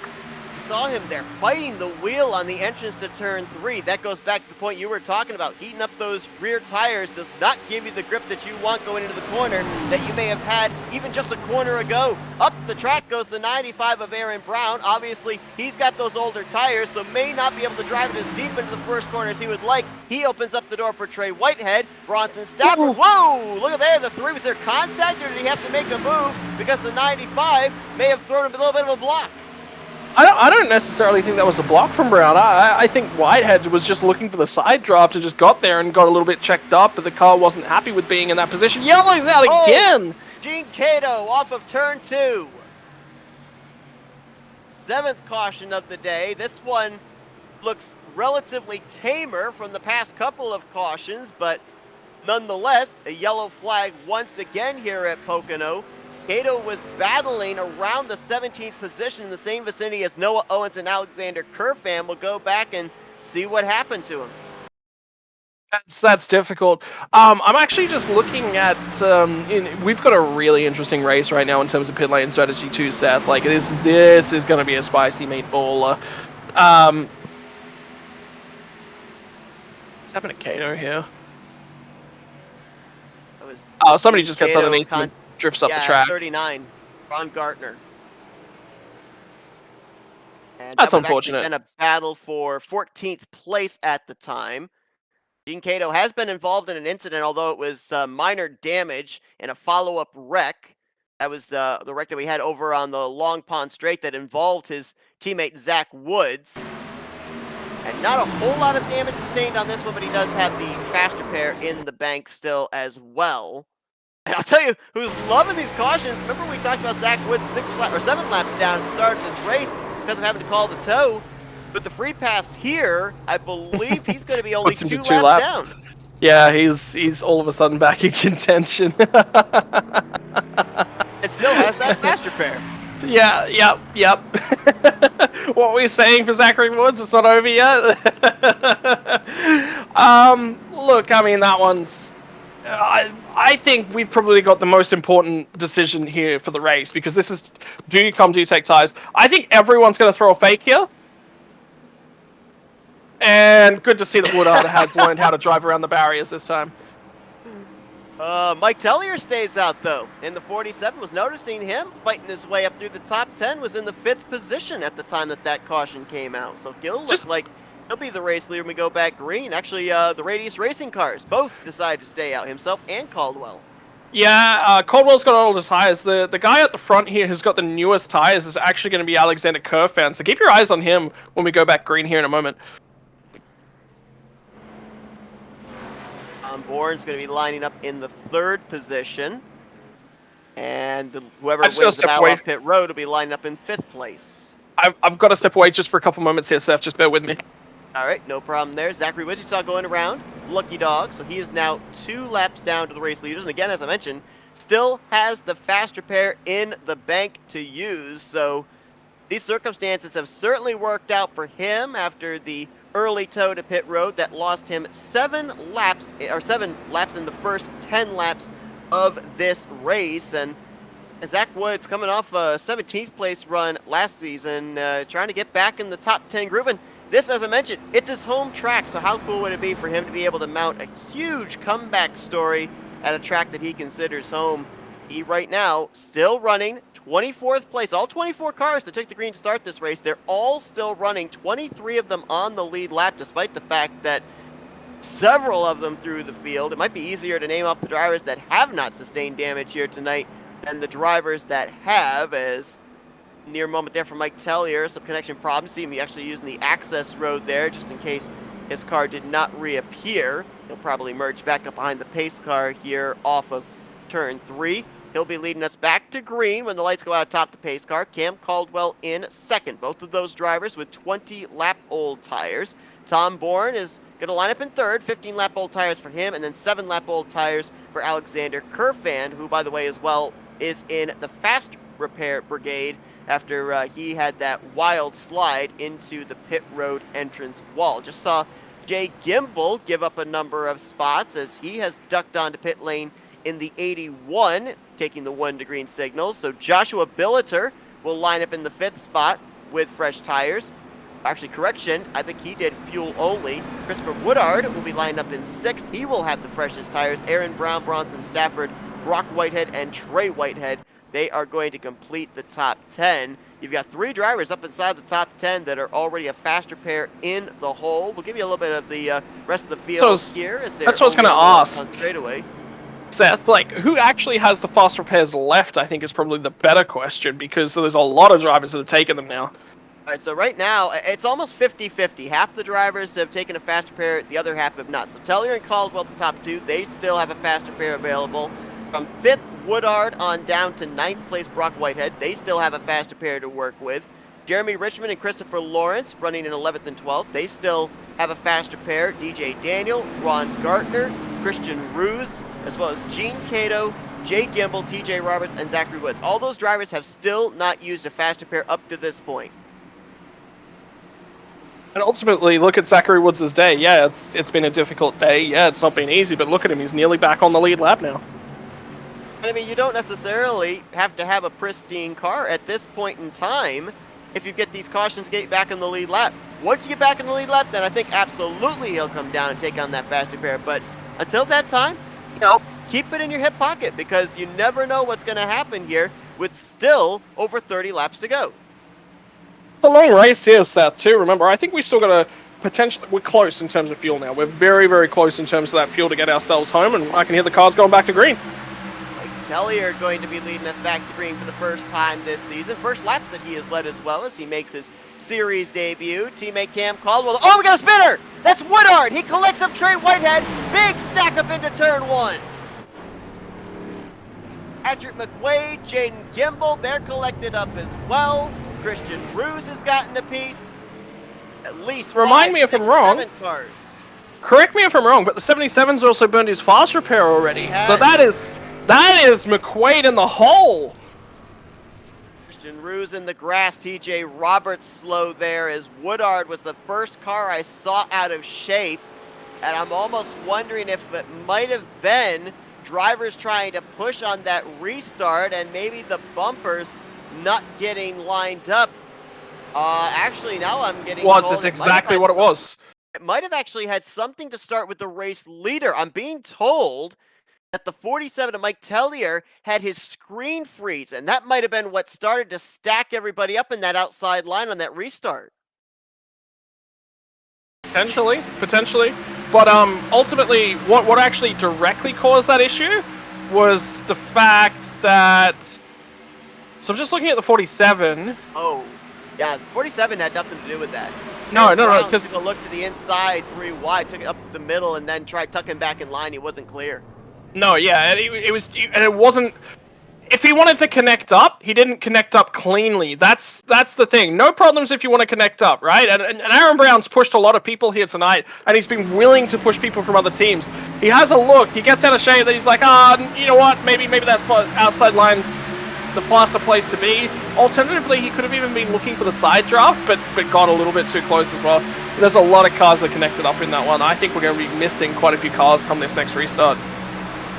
24 just snap around, no for Troy Whitehead to go. It was contact between Patrick Mcquaid and Christopher Lawrence to send the 77 around, and maybe a little bit of contact as well for the 39 of Ron Gartner. How many caution laps have we done so far? I think it's more than green flag laps, isn't it? I think you're definitely right on that. We'll actually check that statistic here when we come back to live. We're going to take a look and see how the 14 of Christian Ruse got involved, as he was actually all the way down to the steel guardrail there in the grass, where he actually gets contact with the 39 of the aforementioned Ron Gartner right here. Tried to split up between the 77 and the 39, and makes some contact there with the left front of his machine, so he gets some damage sustained out of that. Mentioned as well the 81 of Jay Gimbel, who had actually come to pit road under the last caution at the 1 to green signal, would have restarted in the 5th spot, which would have been right around the eye of the storm where it started as well, so might have been a catch-22 for him. And, oh, by the way, Zach Woods gets back another lap, so he'll be -1 when we end up getting ready to go back green. Man, oh man, this could be a comeback story for him, no doubt about it. Is that the Jaws theme I can hear in the background from Zach Woods? No. Why you stick it out in these races, you never know. And look, the way that Woods has driven this race as well, it's important to note that when he recognized that he wasn't going to be on the lead lap and that he didn't need to fight, that he didn't take that fast repair. Could you imagine if he had taken the fast repair initially and then he collects Tom Bourne? He'd be out of the race completely and utterly. So that's a guy that's used his head tonight. And ultimately, he's not been in a great position at any stage throughout the night. But that doesn't mean that he hasn't used his head to get himself back into the race. And that's what I talk about a lot as well. Use your head, drivers. Use your head. Think about what you're doing with the car. Think about where you're positioning yourself. Think about what you're trying to do. What is your goal for the race, so. A couple of other drivers that have now used faster pairs. Stafford got a penalty on pit lane. He did. I actually just noticed that he was way down there. Looks like he'll be restarting back in 18th, but Chris Woodard... No, he's still going. Today. He's still going. Stafford's got an EOL. That's going to put him way back in traffic. So that's 2 fast cars that are going to be towards the back. Stafford in the 16 and Woodard, our winner from Atlanta. Woodard has now used his faster pair. Ron Gartner, he used his faster pair, and it looks like 47 of Mike Tellier has used his faster pair at this point in time. Also, Jay Gimbel, no surprise there, as he was right front and center in the middle of that incident into turn 1. And you asked the question about how many laps under pacing as opposed to how many laps under green. We're about to complete the 47th lap, and we have run 20 laps under the caution flag. So we have run more green. Just. Slightly, yep, slightly. Yeah. 7 laps. So that'd be about what 40% of the race so far has been under caution flag. Oh, come on, guys! The math works out. We have an average of 6 green flag laps before caution flag comes out. Come on, guys! We're better than this. Come on! Come on. I actually chat a lot to the series admins here. They actually like it when I call drivers out in commentary. Normally when I talk to series admins and things, they're like, can you be a little bit kinder to the drivers? They're like, no. You call those guys out. You tell us who's the naughty boys out here in this situation.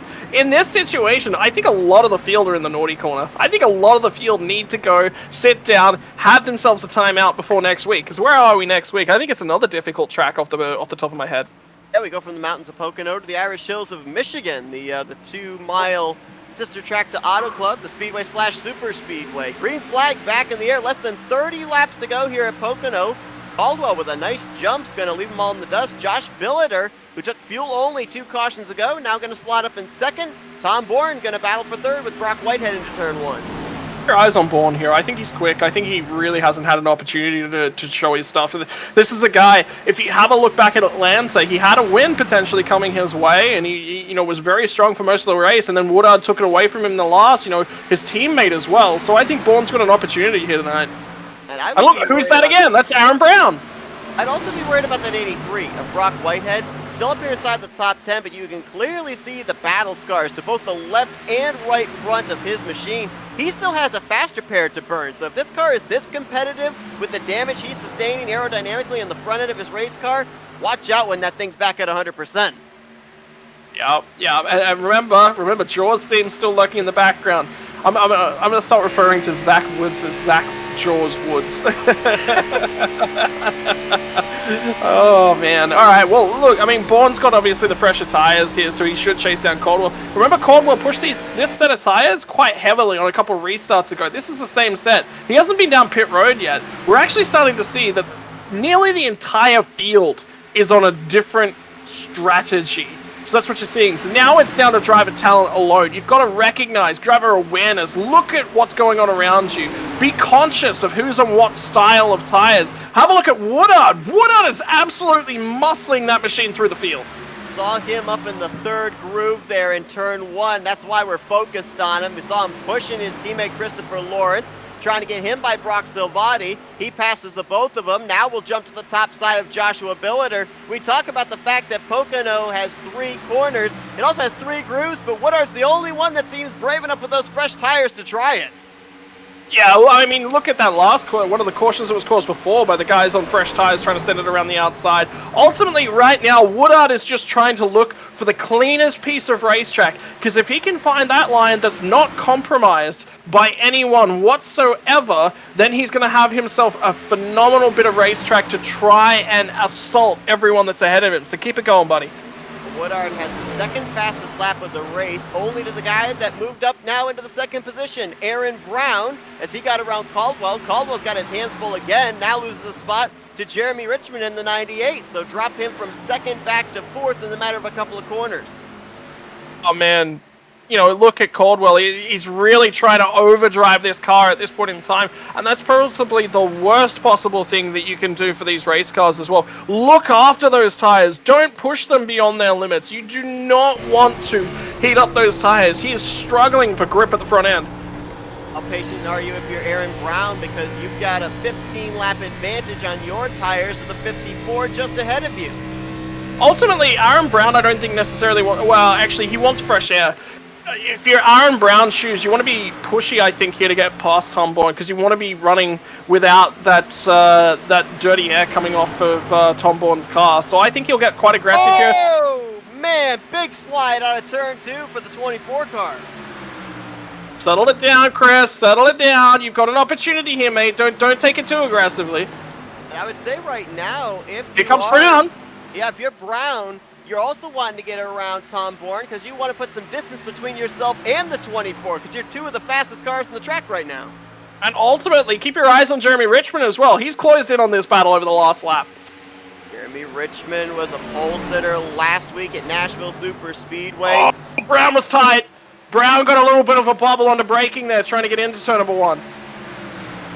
Richmond going to get the run there on his teammate. Jeremy coming into this race, 4th in the overall standings. He's only 14 points out, so he's very much in the conversation of possibly leaving Pocono as the points leader heading into Michigan. Behind them, though, 4th back through 7th. It is a dogfight. Brock Silvati now trying to get a spot on the 83 of Brock Whitehead, and then you've got Woodard back there saying, what lane do I take? And you got to remember that Woodard, I think, is probably going to work with the JKR guys here, because there's a whole bunch of JKR guys that are ahead of him. He does not want to go ahead and earn the ire of those guys. They already know that he's quick, and he's been quick most of the day. So ultimately, he needs to work with some of these JKR guys to get his way through, earn some respect back, maybe get himself a little bit of extra space. And obviously, you know, pit strategy has played into this, but I've been surprised that at least in the last 20 laps or so, we've not mentioned the name DJ Daniel. He's kind of been a non-factor at the front. Right now, battling back there with Trey Whitehead for the 10th position. It almost looked like early on he was one of those drivers that was really conserving his tires. I'm not necessarily certain if that strategy has not played into his favor here now, based on the fact we've had so many cautions. Yes and no. I think DJ Daniels just pit on the wrong cycle. I think his strategy's just not being kind to him necessarily so far tonight as well. So, look, I mean, you know, there's opportunities out there. There will still be opportunity. Oh, we're 3 wide! Woodard sideways! Silvati on the bottom, Caldwell on the top. Will they settle this out before turn 1? Doesn't look like it, as the 24 side drafts the 12. They're still 3 wide, headed for 1. 95's just taking the lead away as well. So whilst we flick back and watch this action back here, all of a sudden the lead of the race has changed. Oh, Woodard really wide there on exit off of 1, but he makes it work, and I think he will clear Silvati for the spot. Nope, Silvati continues the side draft here down the Long Pond Straight. He's going to have the inside advantage into 2. Yeah, but have a look at these guys now, and all of a sudden there's a huge chain of cars that are angrily buzzing up and around them. You thought you'd seen the last of a whole bunch of this battle packing and whatnot? No. And now look who's showing their nose up there as well. It's DJ Daniels is in here, in this mix. You just mentioned he's struggling. He hasn't been on the right pit strategy. Well, now he's back in the mix. Alexander Kerfan, the 99 there as well. Also Christopher Lawrence in the 9 machine. So throw a blanket over about 6-7 cars from the 4th position onward. Meanwhile, 2nd place about to exchange hands. The fresher tires of Jeremy Richmond trying to take advantage of Tom Bourne, move up another spot in the podium. Can't quite complete the pass. Yellow We get a tap. caution. It's Patrick Mcquaid in the 77. Oh, that'll be Another his car night up over. ahead. Spinning, I think that's Zachary Woods in a follow-up spin. No correction, it's actually Noah Owens in the 88. Oh, And- Gimbal. oh no, David Modespaw just spun right up in front of McQuaid. So even more contact What happened there? for the 77 car.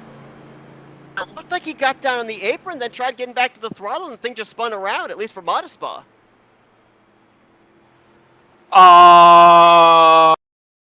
Okay. What? Okay, so hang. Ninth Modespaw caution just of spins the day. tires on the grass, Oh wow! What? Wade got help. He got hooked by the 81. and Gimbal's Jaden already Gimbal. been in the wars. Wait, that was that was one of the first cautions of the night. Was actually Gimbal and Whitehead. So Gimbal is just I don't know. Well, I didn't don't know. the 77 and the 81. I don't think they wrecked each other, but didn't they exchange some paint in the first couple laps as well They on did. the front straightaway?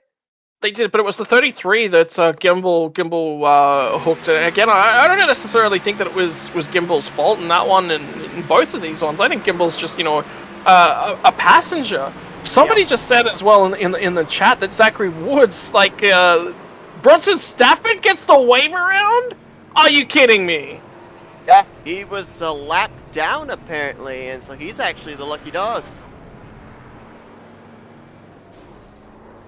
There you see where Modespaw comes back up into McQuaid. Noah Owens, he slid into the incident, trying to avoid it, and then got extra help from the 2 of Gene Cato. That's what spun him around. Here's the thing.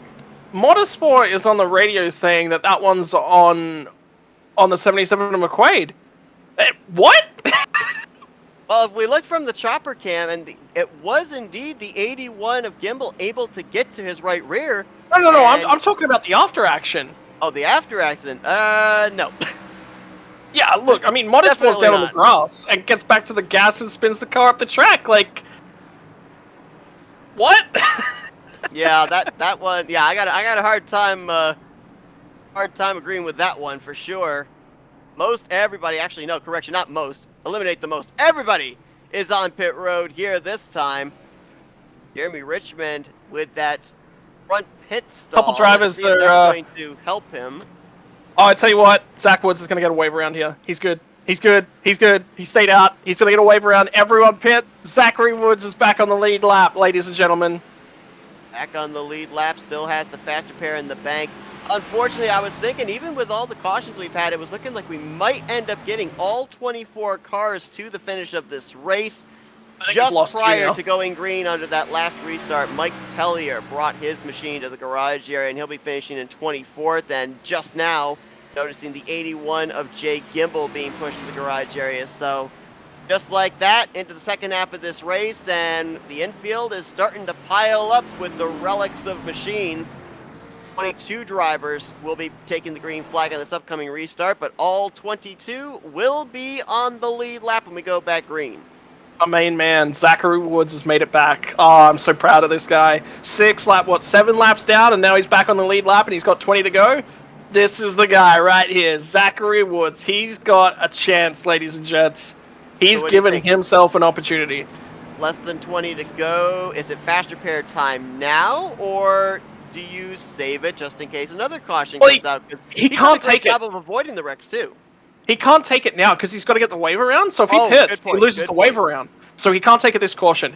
But with 20 to go, if there's a caution in 5 laps time, yeah, I think it's probably time to go because it's 15 laps to the end, right? At the end of the day, you're going to need time to get back through the traffic and get back to the lead. There's still a couple of wrecked cars that are out there as well. So there's a couple of freebies that are going to be sitting there ready for the taking from Zach Woods. So It's a couple Fan of guys vote? up here. Fan vote for car of the day? Zach Woods? Fan vote, Anyone? there you go. Perfect. Well, guys, with some comeback runs here as well. If you look up inside of our top 10, just what was it, 2 cautions ago, we saw the 24 of Chris Woodard. It spun down to the inside in that restart stack up. He's now going to be up here in the 3rd position. We've also got the 99 of Alexander Kerfan on the outside of row 4. Had that slide off of turn 3 and into the inside wall. And 83 of Brock Whitehead, you'll notice that the front end looks perfect. He finally has used his faster pair. He'll be restarting in that 7th position. So keep an eye on him because, as we saw, even with that front end damage, he was very strong, very competitive up there in the latter half of the top 5, maybe just outside of the top 5 looking in. Now that thing's back up to 100%, that thing's going to be speedy. Yeah, look, I mean, couple of drivers that have now got themselves a really good option here. Have a look at the front couple rows, though. We've got JKR, 1 and 2. Then we've got Woodard. Then we've got Caldwell. Teams start to split it up, shake it down a little bit. Billeters right there. Silvati, another JKR guy. Whitehead. Alongside Whitehead is Alexander Kerfan. I think Kerfan's got damage, though. I'm not 100% sure how clean he actually is. Very impressive run there for Billeter, as you pointed out. Billeter out of Sizemore Motorsports, and he got all that track position based off of a fuel-only stop about 3 cautions ago. So that has really worked out in his favor, as he'll be restarting up here on the inside of row 3 behind our race leader Aaron Brown, who will lead us back to the green flag. You saw Woodard look like he wanted to push the 95, but not sure where his restart area was going to be. It's going to be Brown jumping up there instead to try and tow his teammate Jeremy Richmond around the outside. Yeah, that's it, and they want to really work together here, and I think they're trying to set themselves up to be able to best possibly do this. It's not easy, and have a look how quick Woodard is. Oh! Head and shoulders! Cam Caldwell into the wall, and back down almost into traffic, right in front of Tom Bourne, almost into Kerfan. Look at Daniel trying to figure out where to go as he slices to the inside there. Big stack up from about the 6th position on back after a great save by Cam Caldwell. Oh man, that was difficult. That's just cars, again, fighting over the same piece of real estate. I actually think Caldwell's come down a fraction in the middle of the corner. He's sort of just overdriven it, trying to really squeeze Woodard. It's one of those difficult ones. That one goes either way, but great job by the entire field to avoid that. We got a 3-way fight on our hands with this race. All of a sudden, Silvati is showing a lot of speed as well. And keep an eye on the 16 of Bronson Stafford. Saw him making a 3-wide move at the initial restart here, and he's been able to work his way up to 15th after having to serve that penalty, losing a lap, and getting the lucky dog here under this most recent caution. Man, what a phenomenal job here for Bronson Stafford. I mean, he's got an opportunity now. Remember, get his head back down, get his head in the game, grab as many points as he possibly can. Aaron Brown last week tasting victory lane for the first time in his BackFire sim racing career. He's showing the way. Jeremy Richmond, his teammate, though, almost had his hands full with the 24 of Christopher Woodard, but now it's another JKR driver taking the fight to the 24. Daytona winner Brock Silvati has cracked the top 5. Yeah, all of a sudden, Silvati's really showing some pace. I don't know where this has come from. He hasn't necessarily been a quick car all night, but he hasn't been a slow car. He's sort of been lurking beneath the surface. All of a sudden, something happens to a few of the top runners. He just shows his nose, and maybe he's been holding back the whole night. Who knows? All 4 of the JKR Motorsports cars up inside of the top 10. DJ Daniel back there in a fight with Cam Caldwell for 8th. They're back kind of leading the second group here as Woodard again really wide there through turn 1. It's been working for him on initial restarts, but once things start to get a little bit spread out, it really doesn't seem to gain him anything, and I'm seeing a slower car up ahead. Not sure who that was, but somebody ducked onto pit road on the last lap, I believe. Was that possibly the 60 of Zachary Woods? Yeah, so he's really... I think he's come back down to try and grab that fast repair. I think he recognizes that there's potentially a lot of green flag running right now, and he had to get that fast repair out of the way. Is that a clean car? I think it's a clean car. Good call on your part, Scott. He did indeed use his fast repair. Took the advantage while everybody was bunched up there, all close on that restart, to try and get the fast repair done, get out ahead of the leaders and remain on the lead lap. But he's only, as you can see, got a couple hundred feet between himself and the battle for the lead. Maybe gets a caution there as Woodard gets hit by Christopher Lawrence. Great save there in turn 1. We still stay green up to this point. Was that Lawrence? I thought it was Silvati that was all the way down the bottom there that actually got into Woodard. It might have been. It was either the 97 or the 9. Couldn't tell exactly which So one it 97 was. was definitely You're the right, 97. It was. You're right. It was Silvati. Great save there, though, by Woodard, but that's the second time that he's had a slide in the corner, and now he's got to kind of wait a couple of laps for those tires to cool down before he makes forward progress again. That's it. Put the straw over into that milkshake. Take a few sips. Learn how to drive it. Remember those qualities that make a great strawberry, chocolate, vanilla. Whatever your favorite kind of milkshake is. Go creamy. Go smooth on those tires. Cool those things off. Build your runs again. It's actually difficult to overtake unless you can create that tire advantage. Have a look at the line though. That the guys up in front are running. Is that Richmond? I had a huge heart attack there in the middle of the corner. I actually thought it was Lawrence that was all of a sudden the lead of the pack. No, it's Richmond. So it's 1, 2, 3 JKL Motorsports. They're really controlling this next run. Yeah, it's interesting too because at Daytona, it was a 1-2 finish. Silvati pushed to the win by Aaron Brown. And to my knowledge, even with the domination we saw at JKR Motorsports last season, I still think that they do not have a 1-2-3 finish as a team. So that could be the case here today, but look who's behind them. 83 there, Brock Whitehead. Tom Bourne now back on the same sequence as everybody else with those fresh tires. We know he's been strong today, albeit involved in a couple of unfortunate incidents around the midway point. He's now up inside of the top 5. Lawrence still in the conversation, and I don't think he can write off Christopher Woodard just yet. We know that car is fast. He's just got to kind of get that car back under him in terms of the grip levels. Look again! Again, Brown is a mile and a half up there. Zachary Woods is close enough to this pack now to start offering draft support to that outside lane. All of a sudden, the teammates start squabbling a little bit over it. And look at Silvati, loses a lot of places. And I think Woodard has got something coming for Silvati. I don't think he'll be happy with the way that was done down in turn 1. Body back there to Lawrence in a battle for 5th. Tom Bourne to the inside for 3rd on Brock Whitehead into turn 3. See if he can get the power down off the corner. Usually that inside line car gets loose, and he does lose a tiny bit of momentum. Whitehead's going to hold him off for the time being at the start-finish line. All of a sudden, that dominance up on the podium, the JKR Motorsports guys, it has been broken. Whitehead shows his nose up in there. And Brock Silvati, you got to work with your teammates here, buddy. They pushed you to a victory at Daytona. You've got to repay that faith. You really need to work with these guys. Don't fight them. Just shove them up there and accept the podium, because that's a great points-paying night for you as well. I've got to wonder here. Obviously, Aaron Brown's got a fast race car, no doubt about that, but I've noticed that the last couple of laps, he runs that middle line through turn 1. His teammate Richmond runs the bottom. Is that some teammateship there to allow the 98 some clean air to the nose in the first corner, or is it just that they're both comfortable with 2 entirely different lanes? I don't think it's anything to do with that whatsoever. I think that's Richmond just going, look, the fresh air is down there. Because if you actually have a look back at the entire night, Aaron Brown has run that higher groove in turns 1 and 2 all night long. So that's been his preferred groove. Ultimately, Richmond might actually prefer that higher groove, but he recognizes that the importance of getting that fresh air to the nose of that car. So he may be running a groove that he doesn't prefer to run just to make sure that he can get that really good airflow onto the front end of his 98 machine. Maybe had the best exit off of turn 1 that he's had in quite a number of laps. Pulled right up to the bumper of his teammate, and now they've got to deal with the 60 of Zachary Woods. Woods, I was wondering how much of a fight he might try and put up, because he's trying to stay on the lead lap, but might have brushed the wall there off the second corner. At least the top 3 get around him, and he's back to 1 lap down.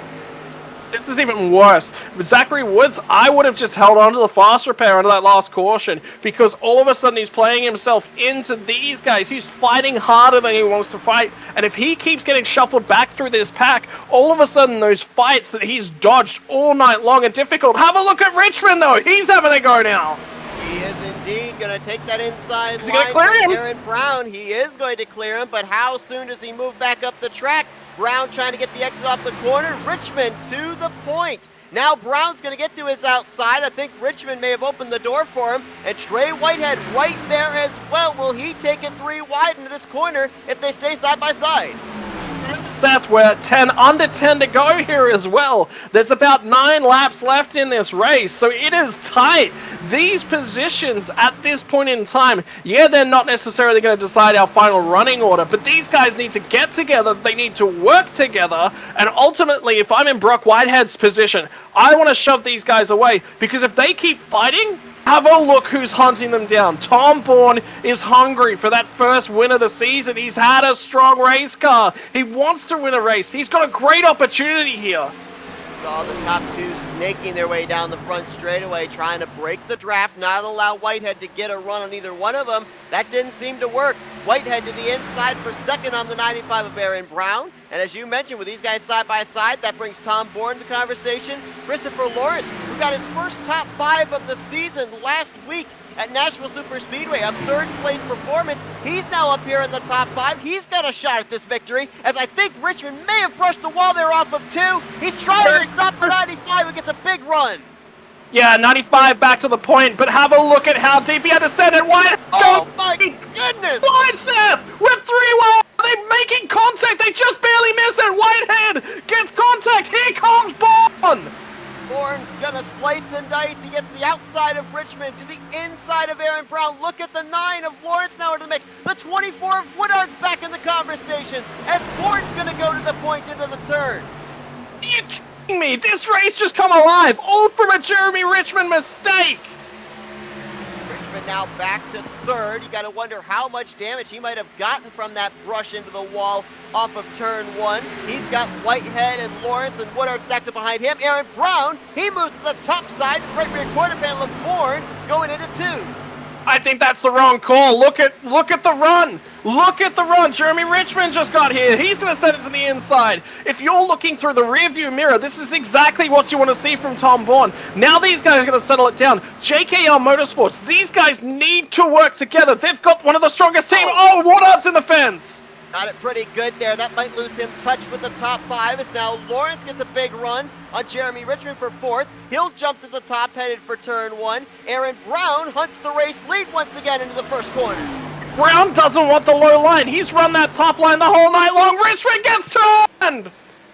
Caution's gonna come out as Richmond up the track. Another driver might have been involved ahead. Was that DJ Daniel possibly in the 96?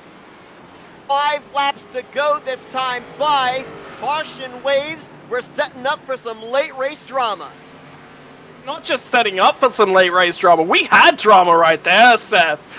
Could you believe? I could not believe when I looked at that the JKR guys didn't want to work together. That race, if they get lined up, if Jeremy Richmond just is patient for 3 or 4 laps there and just keeps shoving Aaron Brown to the fore, it's a battle between the teammates. They didn't organize. And the biggest issue that came out of all of that was that they didn't organize. They didn't work together. If they worked together there, Tom Bourne never gets back to the lead.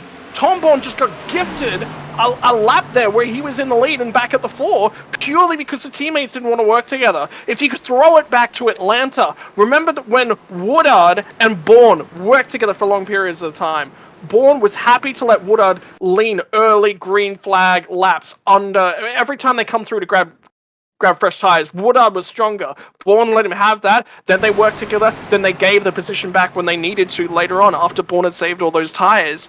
And he drove it back to the 4. But then Woodard would just sit there and he'd let him lead. He'd work with him. That was why they were so strong in Atlanta and so difficult to beat. JKR have got, you could say, 5 drivers that could win a race. Why haven't they won more races? Because they haven't worked together. Straight and simply, they need to work together. The communication from those guys hasn't been on point tonight. You saw right there the follow-up incident. I thought it was DJ Daniel that was nearly spun around. It was actually him that initiated the contact as his right front got into the back of the left rear of Bronson Stafford. Now, they both were able to continue on, but both of those drivers have already used their fast repairs. So you got to wonder how that damage they sustained is going to affect them here for this upcoming shootout. Pit road's open. Who wants the track position? Who wants the tires? That was about a 14-lap stint. Everybody wants the tires. Tires. The guys that are not taking tires here, we're gonna have ourselves probably a 3-lap run to the end of the race. Oh no, it'll be a 2-lap run. So it'll be effectively a green-white checkers in regulation time. So ultimately, it's so difficult, Seth. It is so difficult because that green flag run was so long. The wear on the tires is going to be enough. It's going to be 3/4 of a second a lap plus drafting assistance. It's difficult. DJ Daniels, he's gone down on a limb. I don't hate this decision from Daniels. So he's going to stay out on roughly 13, 14 old lap tires under green flag conditions. And I was just going to say, I don't know if he ate his Lucky Charms today or if he's got a horseshoe in that car, but his caution puts Zachary Woods back on the lead lap. He had used his fast repair, so he's good to go. Pit. Yep, now he can pit. Anything from here is forward progress for a guy that started this race pretty much, by the time we got to lap 10, 7 laps down to the leader. Have a look at how far up though these guys are that have just come to pit road and taken tires. So ultimately, Aaron Brown is the first one. Cam Caldwell must have taken fuel. He's only taken 2. Cam Caldwell's only taken 2 tires here, Seth. Alexander Kerfan, the same strategy. 3 drivers took 2 tires. Kerfan, Caldwell, and the 49 of Kyle Gartner. They'll all be restarting up inside the top 10. Ooh.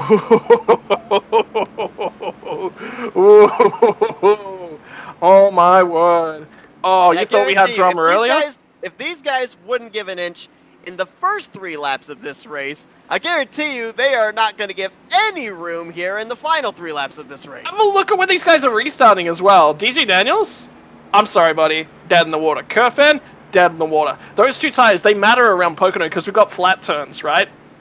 You got to remember, turn 2, turn 3 are very, very flat. Yeah, turn 2's got a little bit of banking, but turn 3 is nearly dead flat, right? So those left side tires actually do have to do a lot of the work in those couple of corners. Turn 1, less so, but you still are going to get tight. This car's still going to push up the track. But look, 2 laps to go, 2-lap shootout, Seth. It's ultimately we had probably a very aggressive opening segment of the race, a very caution-filled opening segment of the race. That last run was so exciting. There was so much going on. I think we're going to have more of the same. You ready for some NASCAR overtime? Absolutely. Well, you talk about so much going on. I can't help but think back to last week at Nashville Superspeedway. Yes, they did get to race back to the checkered flag, but a lot of stuff happened on that final lap, that final green checkered restart, actually. That's why we ended up seeing drivers like Kyle Gartner, like Christopher Lawrence, able to come away with top 3 finishes because they made it through the mayhem that really was up at the front of the field in those final few laps.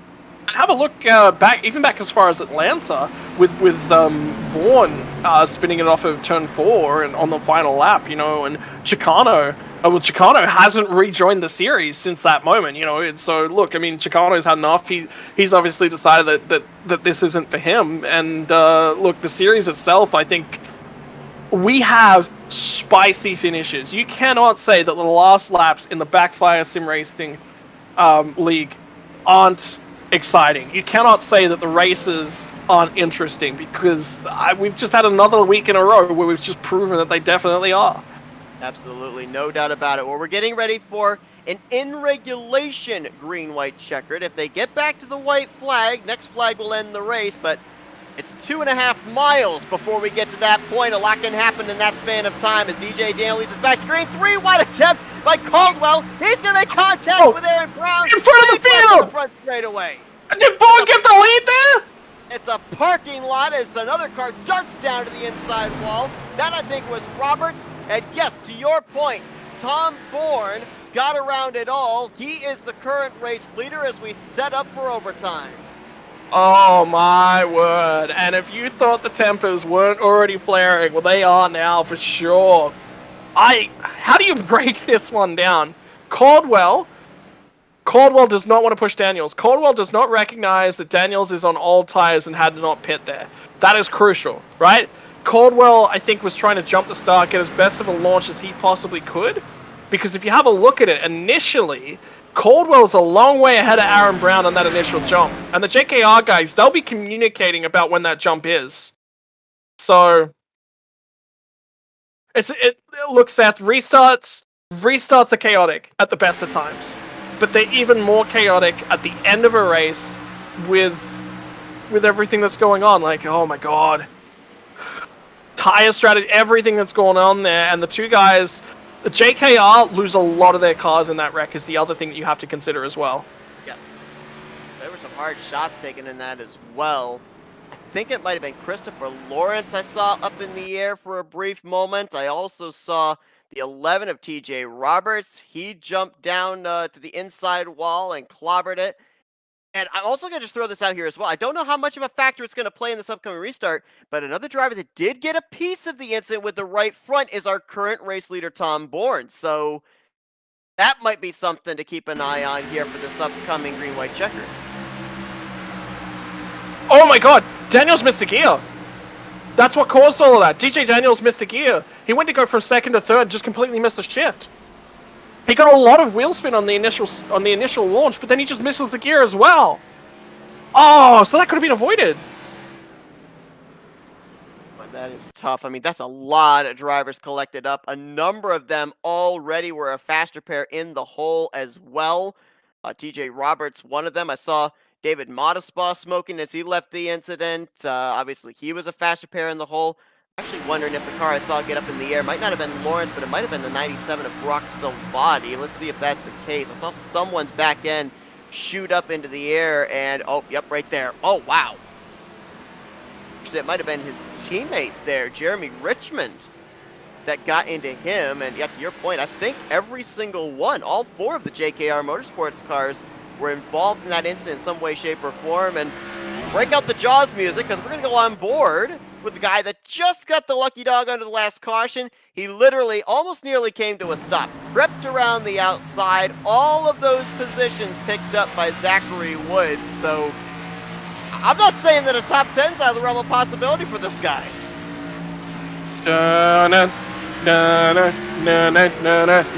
Come on, Zachary Woods, give me a top 5 here, baby. What did he say at the start? The invocation, patience. Patience. That's what he's used tonight. He's really used that head. Look, I'm becoming a believer. I'm becoming a believer in Zachary Woods, that's for sure. Nope, he actually pulled a Dale Jr., came to a dead stop, waited until the dust settled ahead of him, waited to see where the best lane was going to be to avoid it all, and then just crept his way through the incident. And, you know, even not only the patience that he's shown here of when to use the faster pair to get himself back in the lead lap, but how do you keep yourself mentally in the game? I know it's a long race, but how do you keep yourself mentally in the game when you start the first 10 laps of this race, 7 laps down to the leader? I mean, how do you keep telling yourself, there's still time, I still got a chance? You don't. Ultimately, you straight up, you don't. There's nothing that you can do in order for telling yourself to be back in the... Ultimately, what are you going to do? You've registered for this race. You've entered the race. You're here. You're going to be racing anyway, so what else are you going to be doing in this time slot? Stay out there. Why not? You know, give yourself that option to at least come back into the race. You don't know what's going to happen. You've got no clue what's going to happen for the remainder of the race. So that's as simple as it is. We said Tom Bourne was the leader. He was leading them going into turn 1, but the field is frozen I think the yellow at the time of caution. And yeah, so which Cam is Caldwell was actually scored the leader at the time. Looks like Tom Bourne was second. Then Brock Whitehead, Bronson Stafford, and Gene Cato is now up inside of the top 5 after all this. Cato's had a struggle streak couple weeks too. He's really not been right up there and in contention as much as he really would have liked. Again, look, I mean, this comes back to everything. This all got started because JKR Motorsports guys refused to work together. Could you imagine if Jeremy Richmond and Aaron Brown had worked together? We'd be done. We'd be over. Those guys would be on first and second. Yeah, probably would have run away with this thing. No doubt about it. Well, now it's opened up the door for a couple of new players to also try and join the ranks of the 3 so far this season. They've gotten their first career wins here in the BackFire Sim Racing Cup Series. Cam Caldwell and Tom Bourne, who, correct me if I'm wrong, they've actually exchanged a little bit of paint here today. They're going to be the top 2 leading us back to green. have a look at Woodard. Woodard's back in this as well. There's a lot of drivers that we would have written off at different points throughout the evening, and now all of a sudden they're giving themselves an opportunity again. Let's go, Seth. NASCAR overtime number 1.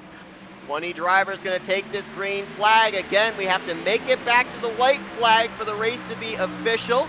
Caldwell, immediately caution. Immediately the yellow flag comes out. And I believe it's Ron Gartner, Jeremy Richmond, and Patrick Mcquaid. That was around the midway portion of the field. Kidding me. Come on, guys. Get it sorted out. That's just not on.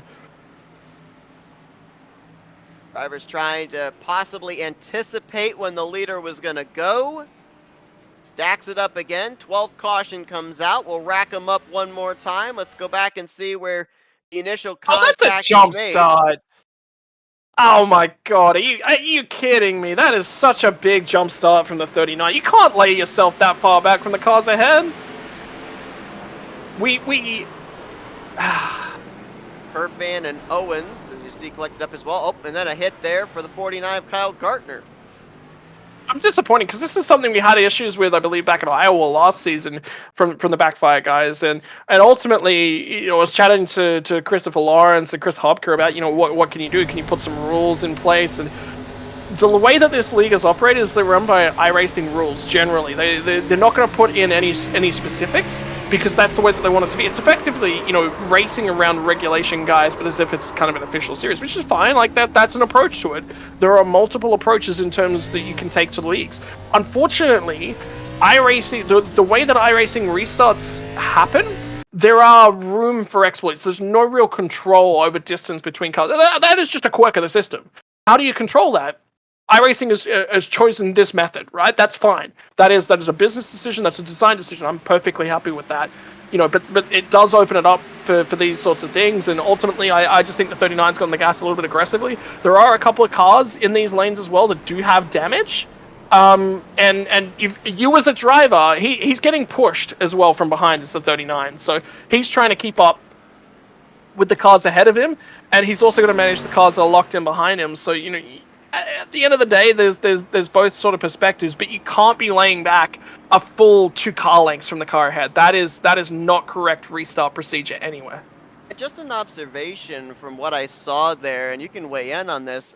Obviously, as you mentioned, he was getting pushed by Jeremy Richmond, but it almost looks like he almost brake checked the 98, slammed on the brakes to avoid running over the car that he was headed for. Well, I mean, yeah, he definitely does, but it's not a brake check. Brake check is the wrong terminology.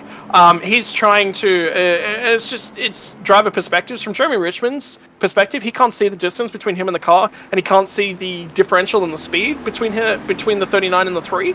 So it's not necessarily a brake check onto the 98 car. The 98 car just has no concept, and because the 98 car has no concept that there's such a huge speed disparity, the reaction time for him to avoid that accident is so small that there's nothing you can do about it. Well, last week at Nashville Superspeedway was the largest amount of cautions that we've had so far this season, 9 in total. That's been broken here today, as we are now under our 12th caution and setting up for our second overtime restart attempt. Second and last overtime restart attempt too. Good point. Caldwell going to be the leader.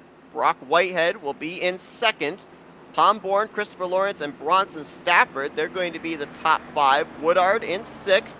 Gene Cato 7th. Joshua Billiter, Trey Whitehead, and Christian Ruse are going to be the top 10. And no surprise, everyone in the field now at this point, they've all used their faster pairs. They put their chips down on the table. It's basically survival of the fittest here for this final restart. Well, I mean, it is the last restart of the race, yeah. So, look, I mean, what is the purpose of hanging on to that fast repair for one more lap? There is none. Now, a number of drivers that will not make it to the conclusion. It looks like David Modespot, TJ Roberts, they've been on pit lane the last couple of laps, getting damage repaired from the incident prior to this. Patrick Mcquaid, who was involved in that stack-up, he's returned back to the track, but he's trapped 1 lap down. So 19 drivers out of 20 that are running will be taking the green flag, still on the lead lap. And I know we've been focusing him a lot tonight, but the comeback story has just been too unreal to not. Zachary Woods restarting in the 12th position here for the second and final overtime restart. And he come to a full stop on that last caution. and he's got a clean car. What a drive! What a drive from Zachary Woods. He's got a clean car. He's got full horsepower underneath him. He wants this to go green to the end because the amount of cars ahead of him that are damaged, he's just going to fly by them.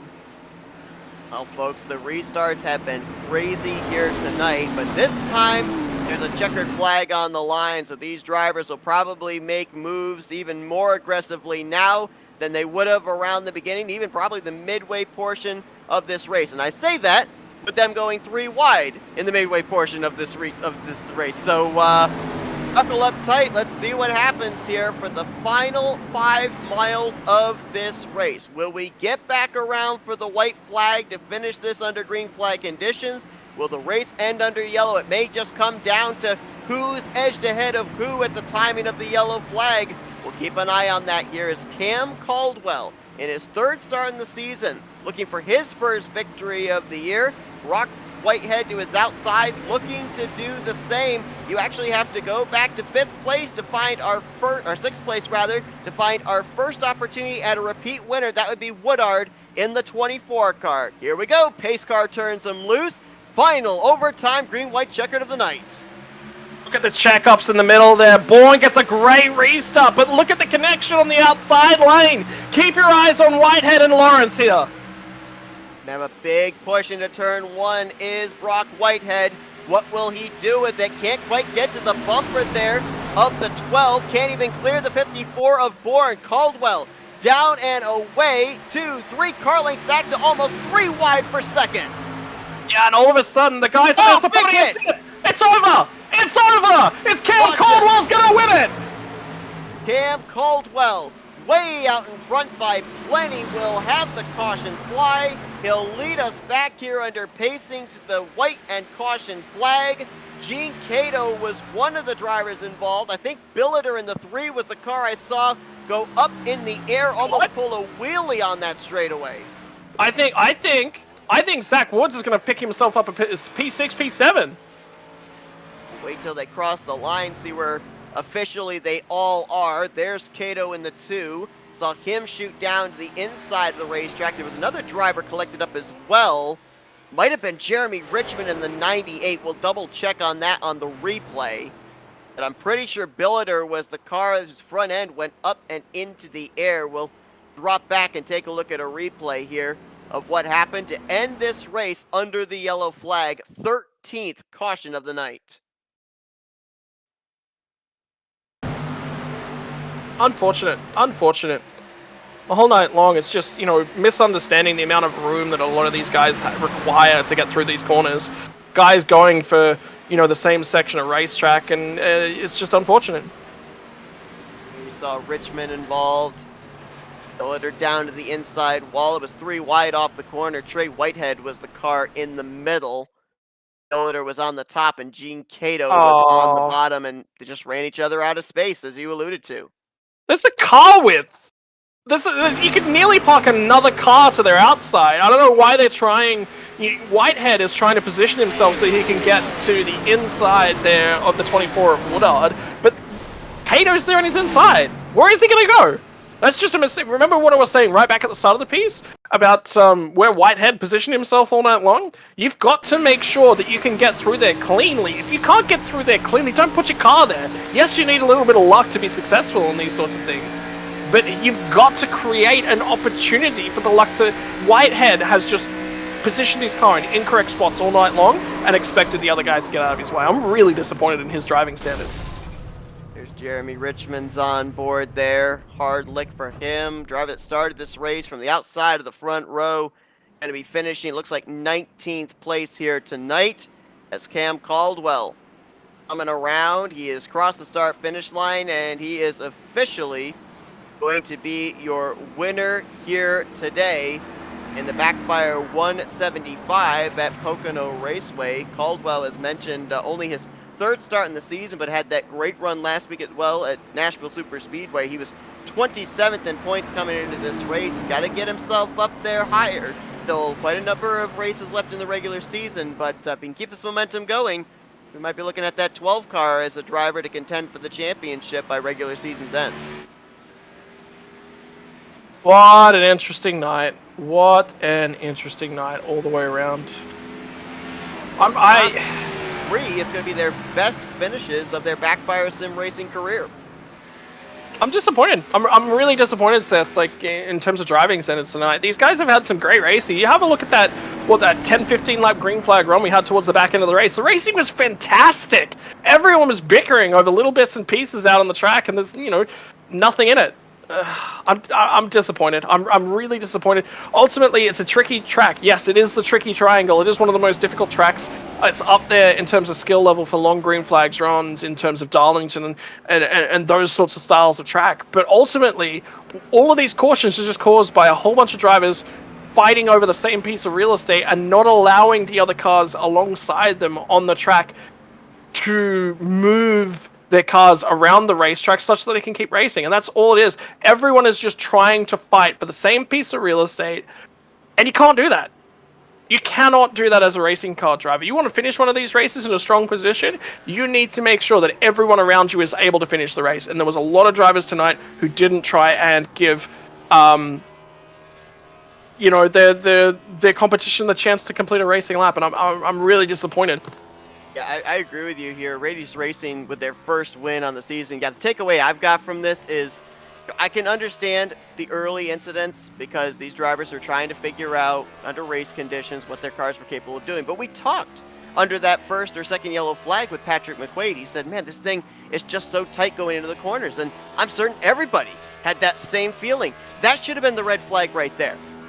We're battling the cars. The cars are somewhat out of control. We've got to battle our cars and battle the racetrack. There's got to be more give and take here, more understanding that everybody else is dealing with the same thing that I'm dealing with. Those early cautions, okay, that's one thing, but it just seemed like these drivers didn't really learn anything from that. It went right back to the same old thing, 3 wide on restarts, making aggressive moves, which led to sticky situations. And yes, there were a couple of cases where maybe drivers didn't realize that they weren't clear on another driver, but still, the 3 wide situations, in my opinion, should have never happened. I disagree. I think the drivers, there are quite a few drivers in this field that are capable of driving 3 wide. And if you have a look at some of the drivers, the 3 wide scenarios, the drivers that were capable of making it happen were the drivers that were doing it, actually. So look, I mean, those drivers definitely can do it, and in the positions that they put their cars in, they could have done it. What kept happening was that drivers just kept driving through other drivers and expecting the other drivers to lift out. If you go down into a corner and the only way that you're going to make it is if somebody else backs all the way out of it, you're not driving to the circumstances. What you're doing is you're disrespecting your opposition. If you go into a corner 3 wide, all 3 cars have to contribute to making that 3 wide scenario work. When you look at real life NASCAR drivers and they go 3 wide, it takes all 3 of them to get through that corner. All 3 of them. And at the end of the day, when they get out of the cars, those guys will walk over, they'll shake each other's hand, they'll say, hey, thank you very much for looking after me, looking after my safety, and showing me a little bit of respect. They can hate each other. But at the end of the day, those cars cost money. And the respecting everyone's ability to be out there and representing themselves on the racetrack. And, it's a lack of respect that I saw from a lot of the drivers towards each other tonight. There was a lot of times where drivers would just show the nose and expect the other driver to create space for them. You can't just show the nose on a corner entry like that. You're basically saying to that driver, this is my corner, get out of my way. That is not fair, and I would not expect anyone to treat anyone that way. So, look, I mean, at the end of the day, the racing has been top-notch in terms of how close the field is. Next week, we've got a different track. Michigan's a different style of track. Michigan's a really good opportunity for the entire field to settle down a little bit here, and that's what I want to see.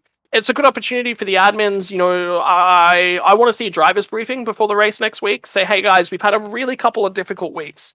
Can everyone sit down and just say thank you to everyone else for being an intense competition? Can we all say, hey guys, we all want to be out here. We all want to put on a show. We all want to have some fun. But in order for us to do that, we all have to say thank you very much for coming. Thank you very much for offering me the opportunity. Thank you very much for showing up and racing me so hard. Let's get out there and race it fair as well. So a lot of mentality changes that'll happen, and I've seen a lot of different leagues over the years go through these sorts of phases. It is now one of those conversations that goes in two directions. First off, league admins have to stand up and say, hey, we've got a problem here. What can we do to fix that problem? And also the drivers need to stand up and go, hey, we've got a problem here. How can I fix that problem?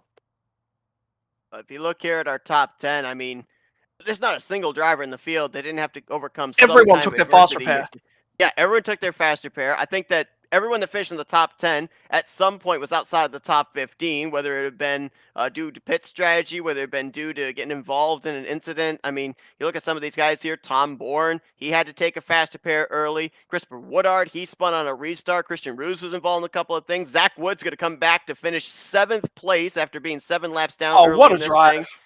Aaron Brown, I mean, we saw him have his incidents. He was able to work his way back up into the top 10 in 8th place. Trey Whitehead, he brought out one of the early cautions to finish in 9th. DJ Daniel had his ups and downs today. He'll finish in 10th position. I mean, there's not a single driver in the field here tonight that didn't in some way, shape, or form have to either come back for an incident or, in essence, get involved in an incident here tonight.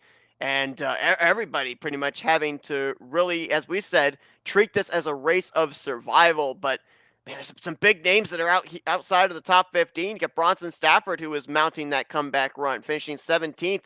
Patrick Mcquaid was up there inside the top 5 early in this. He finishes a lap down 19th, and Jeremy Richmond never made it back to the checkered flag after starting the outside of the front row. It's going to be a big hit in the points for the guy that came in 4th in the standings, 20th place in the finishing results here tonight. Yeah, I mean, that's what the drivers are going to remember.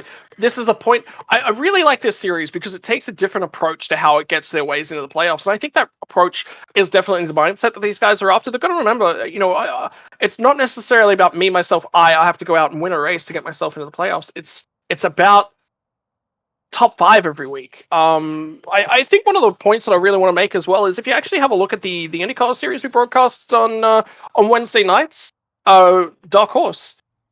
Rick Ravon, that guy is leading the championship over there, not because he finally got his first win, this week. That guy has just been quick consistently.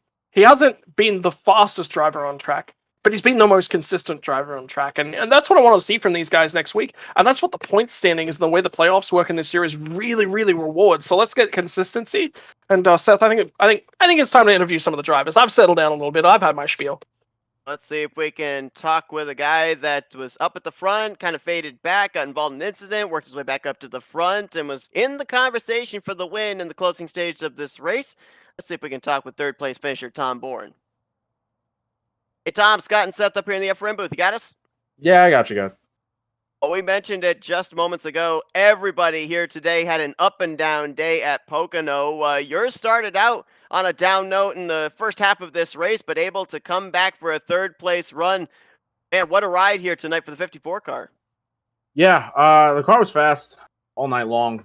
Definitely came into some. It had to come over some adversity early. I don't know what people are doing out there, honestly.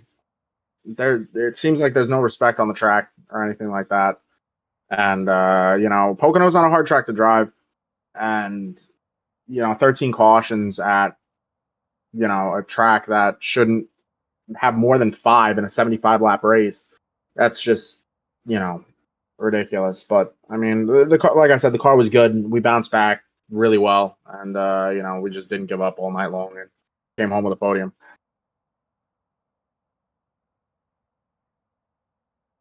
I mean, it's a difficult race. It's a difficult scenario. We saw. I don't think there was a moment there, except for the initial green flag, where the entire field was on the same, pit lane strategy tonight. How important was it to plan for the end of the race and try and? Were you thinking about different phases throughout the race? You were trying to create an extra set of tires behind the pit wall to give yourself that really big advantage on the green-white checkers. Definitely I was, and then once I got wrecked the first time, that went out the window. And then my steering wheel decided to disconnect, and that's when I ended up spinning under caution, where everything just shut down completely. What? That's what that was. We were sitting here over did he money shift? No, so I'm just driving along, and then literally all of a sudden my wheel and pedals just come undone, and I'm like, what the heck is going on? And then I end up in the wall. Thankfully, I didn't use my fast repair at that point, but at that point I had to, and yeah.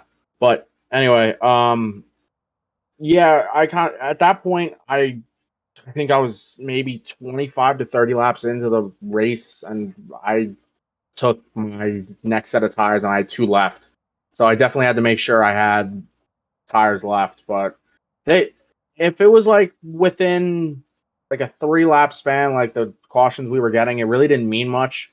Like you saw, I was able to jump up past a couple guys, and then they got past me about that 10-lap run towards the end.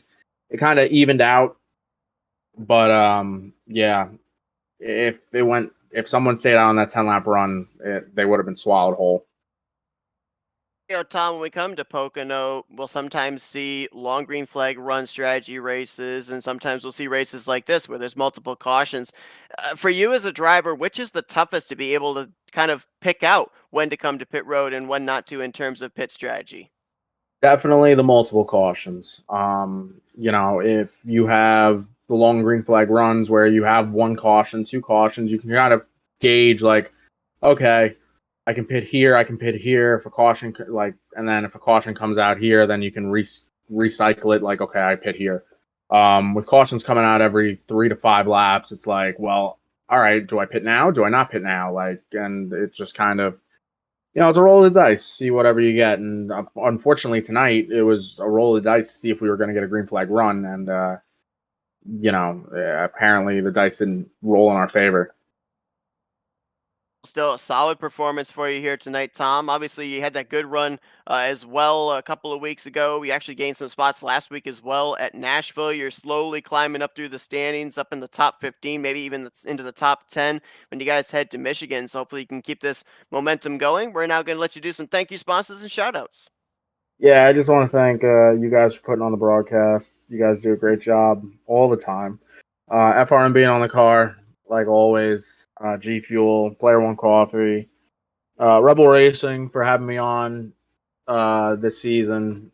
It's weird not being on it's weird being in a Chevy this season, but we're working towards it. My girlfriend Kira, she's always at home supporting me whenever I race, and yeah, just a Chris for putting on an amazing lead. Unfortunately, tonight wasn't so amazing. Tom Bourne brings home 3rd place here tonight in the BackFire 175 at Pocono. Congratulations, Tom, and best of luck to you next week in the Irish Hills. Thanks, guys. A bit of an interesting note, if you look at our top 3, none of them coming into this race were inside the top 14 in the standings. Tom Bourne was the highest, 15th in points. The driver that we're getting ready to talk to now came into this race 21st in the standings. He also came off his best finish of the season last week at Nashville, 7th place, and he's your runner-up here tonight, Brock Whitehead. Hey, Brock, Scott and Seth up here in the FRM booth. You got us? Gotcha. Man, I was talking about you consistently up there inside the top 10. We saw you had some damage on the left and right front, but that car was still competitive. And I said to Scott, keep an eye on him when he uses that fast repair because he's going to be even faster. You brought it up there to P2. Talk about the night. Oh yeah, we had an up and down night. We got shuffled to the back, and then we stayed out a couple of times and saved the tires, and still managed to run out front, even with the guys that had the tires. The car seemed pretty good tonight, and then we went 3 wide for the lead. We touched, and I didn't know how much damage we had, but I kept making the car work. I still had that fast repair, as you were saying, and then we got a caution, and I went in, took the fast repair, and got some tires. Came out, I think, 6th or 5th, and just drove the car and really did it for Ryan because he has COVID and he couldn't race this race, so it's all to him. But yeah, car felt great tonight. Had some damage, but we made it up at the end there. Cool night right the way through. I mean, it was a swarming pack of mosquitoes basically in the back there on all the restarts. One guy makes a mistake and the whole pack has to check up, has to change their lines. It was not an easy race by any stretch of the imagination. No, it certainly wasn't. I had to run the top in the tunnel turn a little bit, and then in 3 I had to run the top and kind of pinch him down because the bottom just wasn't working. If they hooked up back there, you were just getting shuffled to the back. So kind of like the pit racing. If you're down there by yourself, you're not going to get anywhere. So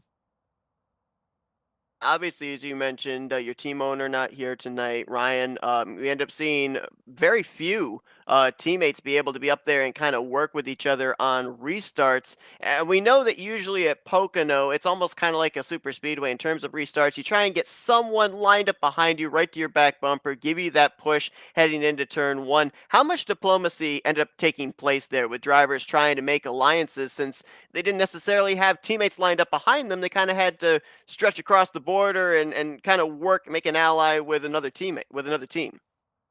yeah, at the end there, Lawrence really gave me a great push to get up there and contend for a second. So I also want to thank him. But yeah, my restarts were pretty good. I mostly didn't have people on my back bumper. I just kind of timed it right, and then I think Trey would have been up there and we could have got working together, but he had some bad luck. So Obviously, it was great to see you get your first top 10 last week at Nashville, your first top 5 here tonight.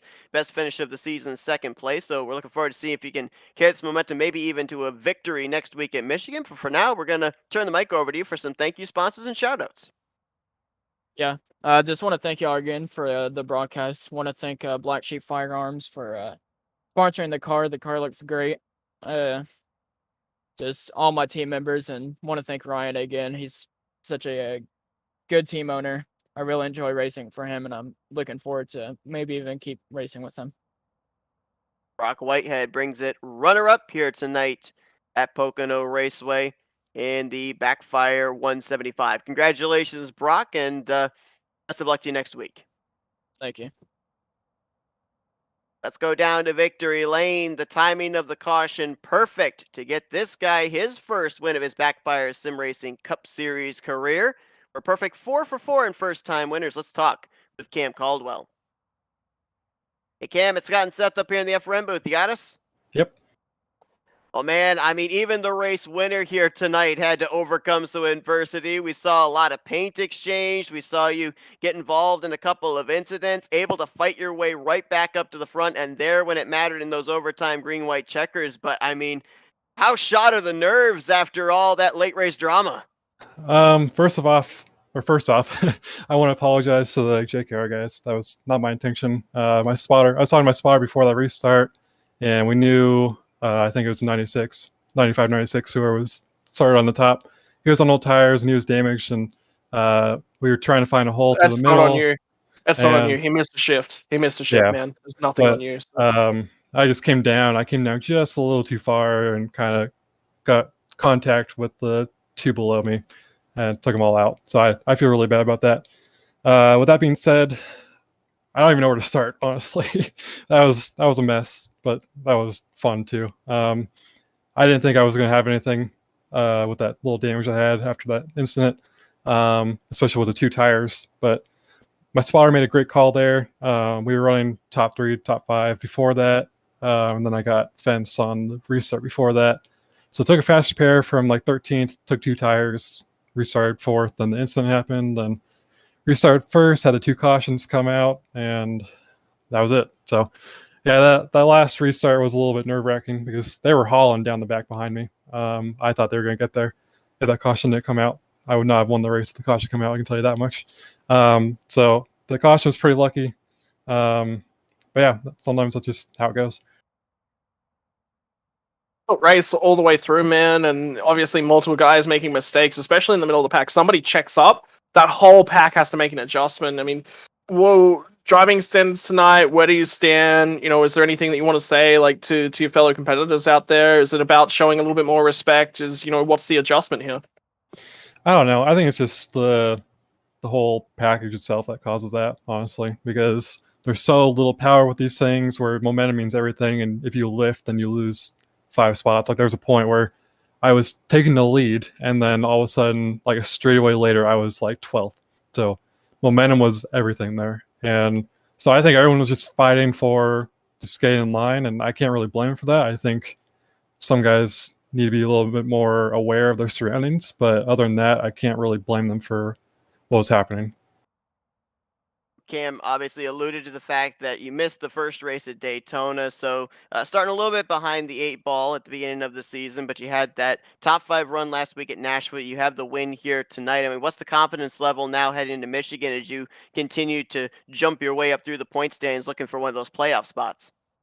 It's a lot better than it was after Daytona, I can tell you that much. I don't know. It's still gonna be tough. The guys are still really good here. So as far as I'm concerned, or as far as I know right now, I'm still not in the playoffs unless it's winning in. So I still have some work to do. I think I'm only like 5 points out of it, but nonetheless, I still have some work to do, and there's some tough tracks coming up. I'm looking forward to Watkins Glen, but that's a little farther down the road. But I don't know. It's gonna be tough, I think, but we'll just have to see how it goes.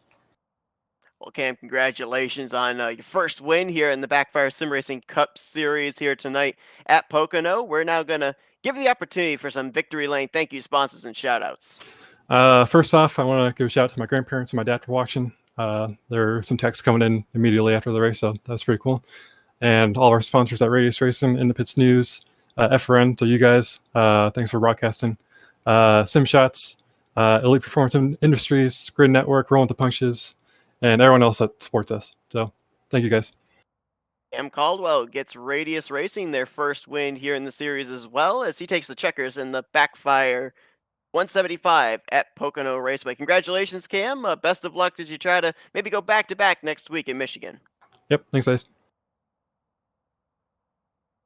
That's going to be concluding our coverage here tonight from Pocono, but just got one question here for you, Scott, and bear with me here on this explanation. It might be a little bit long-winded, but I was actually noticing our YouTube chat, and I wanted to bring up this one suggestion here to you and get your take on it. So, as people know, I race on the Enter 2003 sim, which I guess was kind of the precursor here for iRacing.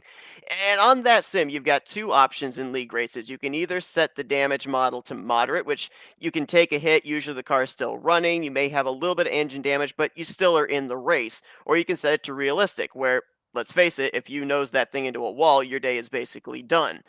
A lot of leagues that I run in, they'll set it to the moderate, allow drivers the opportunity to kind of have a second chance, but they will put a strike system in place where you get a number of times where if you bring out a caution, you get an EOL, or you may have to end up parking the race car. Here in this league, they've got that one faster pair available to them. Does that play into why they were so aggressive here tonight, knowing that if they made a mistake, they still had that faster pair to fall back on? If that gets taken away, do we have a different Pocono race here tonight? We probably have. See, the difficulty is, look at the amount of cars that got caught up in those early cautions and whatnot as well. I personally, I really like the fast repair system. I've even in leagues that are having issues, I always tend to support it because the whole point of the fast repair system is that sometimes you have exactly what happened to Tom Bourne. It's a hardware failure. The guy noses into the wall under caution. That guy's done. There's nothing he can do. That's it. He gets frustrated. What league racers are trying to do is create a really good scenario for their drivers to come in, have fun. If something happens, they get back out there and keep having fun. It's accessibility. That's what the fast repair is about. And the fast repair should not be about, oh, something happened because I was unwilling to give a guy a little bit of room. I get a fast repair and back in the race. And ultimately, if you actually have a look at the top few guys, all those guys hang on to their fast repairs until the very tail end of the race. And it's luck scenarios. And at the end of the day, especially at a track like Pocono, where you had so many different tire strategies, the fast repair became very important because at some stage you're going to have to pit, throw yourself back in traffic, drive your way through. The worst could happen because you're racing around guys that you haven't raced around the whole night long. So, look, I mean, I like it. I'm personally always in support of having fast repairs. However, there is a case for the other side of the coin. But I would prefer to go through another system that you said, the strike system. I think the strike system is very, very good. Or not necessarily a strike, maybe a license system. Somewhat akin to what they use in Formula 1, whereby the license points, carry over for a certain period of time. After so many points, you get yourself a race ban. So many points, maybe an EOL. There's options here. There's options available. Now, this is a little bit different because this league and the way that they set themselves out, remember, with BackFire Sim Racing, is that they run via iRacing rules. They stick to those. That's great because that means that anytime you enter an official race, you are racing effectively under the same set of rules that you're going to be expecting from BackFire. That means you can practice for the race a lot easier. I think restarts need to be tightened up. I think we've seen a lot of issues caused by jump starts previously. We did see a couple last season. I think that's starting to come up again. So I think there's definitely decisions that need to be made. I would not necessarily say that any particular decision is the right decision. I would say it's a preferential kind of decision. You can't just sit down and say this league has to do this league has to do that. This league doesn't have to do anything. At the end of the day, this league can leave everything exactly as it is, and that is a perfectly fine system. You make adjustments, you tune the rules on iRacing because you want to see changes within the field from an admin perspective. And the other side of the coin is whenever you add another set of rules or anything like that that aren't a part of the iRacing system, you're adding more work for the admins as well. It's not, somebody has to now sit down and review VODs every week. Somebody has to look at all the incidents that occurred. Somebody has to take notes. Somebody has to post that sort of stuff. Do they have that ability? Do they have that capability within the league? Some leagues, yes. It's very, very simple. It's very easy. Some leagues, no. So it's not a simple answer. I cannot sit down and say this league 100% has to do this because you cannot say that about any ruling decisions and writing rules for leagues and those sorts of things. Right. And I agree with you as well. And I think, it's going to be in the hands of the drivers on, I how agree. they're going to be approaching next week at Michigan to kind of fix some of the kinks that took place in tonight, especially in terms of restarts, in terms of maybe a little bit more give and take. And, Michigan's a wide racetrack, so maybe it'll be a lot easier for drivers to be able to do that said give and take. There'll be multiple grooves, so we'll just have to wait and see what happens. But next week we head to the Irish Hills as we are now in the midway portion of this regular season. I mean, who would believe that we're getting close to almost putting together our playoff grid, which I think is going to take a big shuffle here this week as well. I'm noticing a number of guys that were up inside of the top 10 in points that they did finish up inside the top 10, but then on the flip side, there's a number that finished around 10th through 16th. There's a number of guys that didn't even start tonight's race. Matthew Fleming, Anthony Zirkle, Mike Sebanovsky. These were guys that were down around that cut line. Other guys like Tom Bourne, Christian Ruse, they may be moving their way up in, so there's going to be a lot of moving parts of who's in, who's out of the playoff grid when we get to Michigan next week. Yeah, a lot of moving parts, a lot of moving places throughout, and that's it.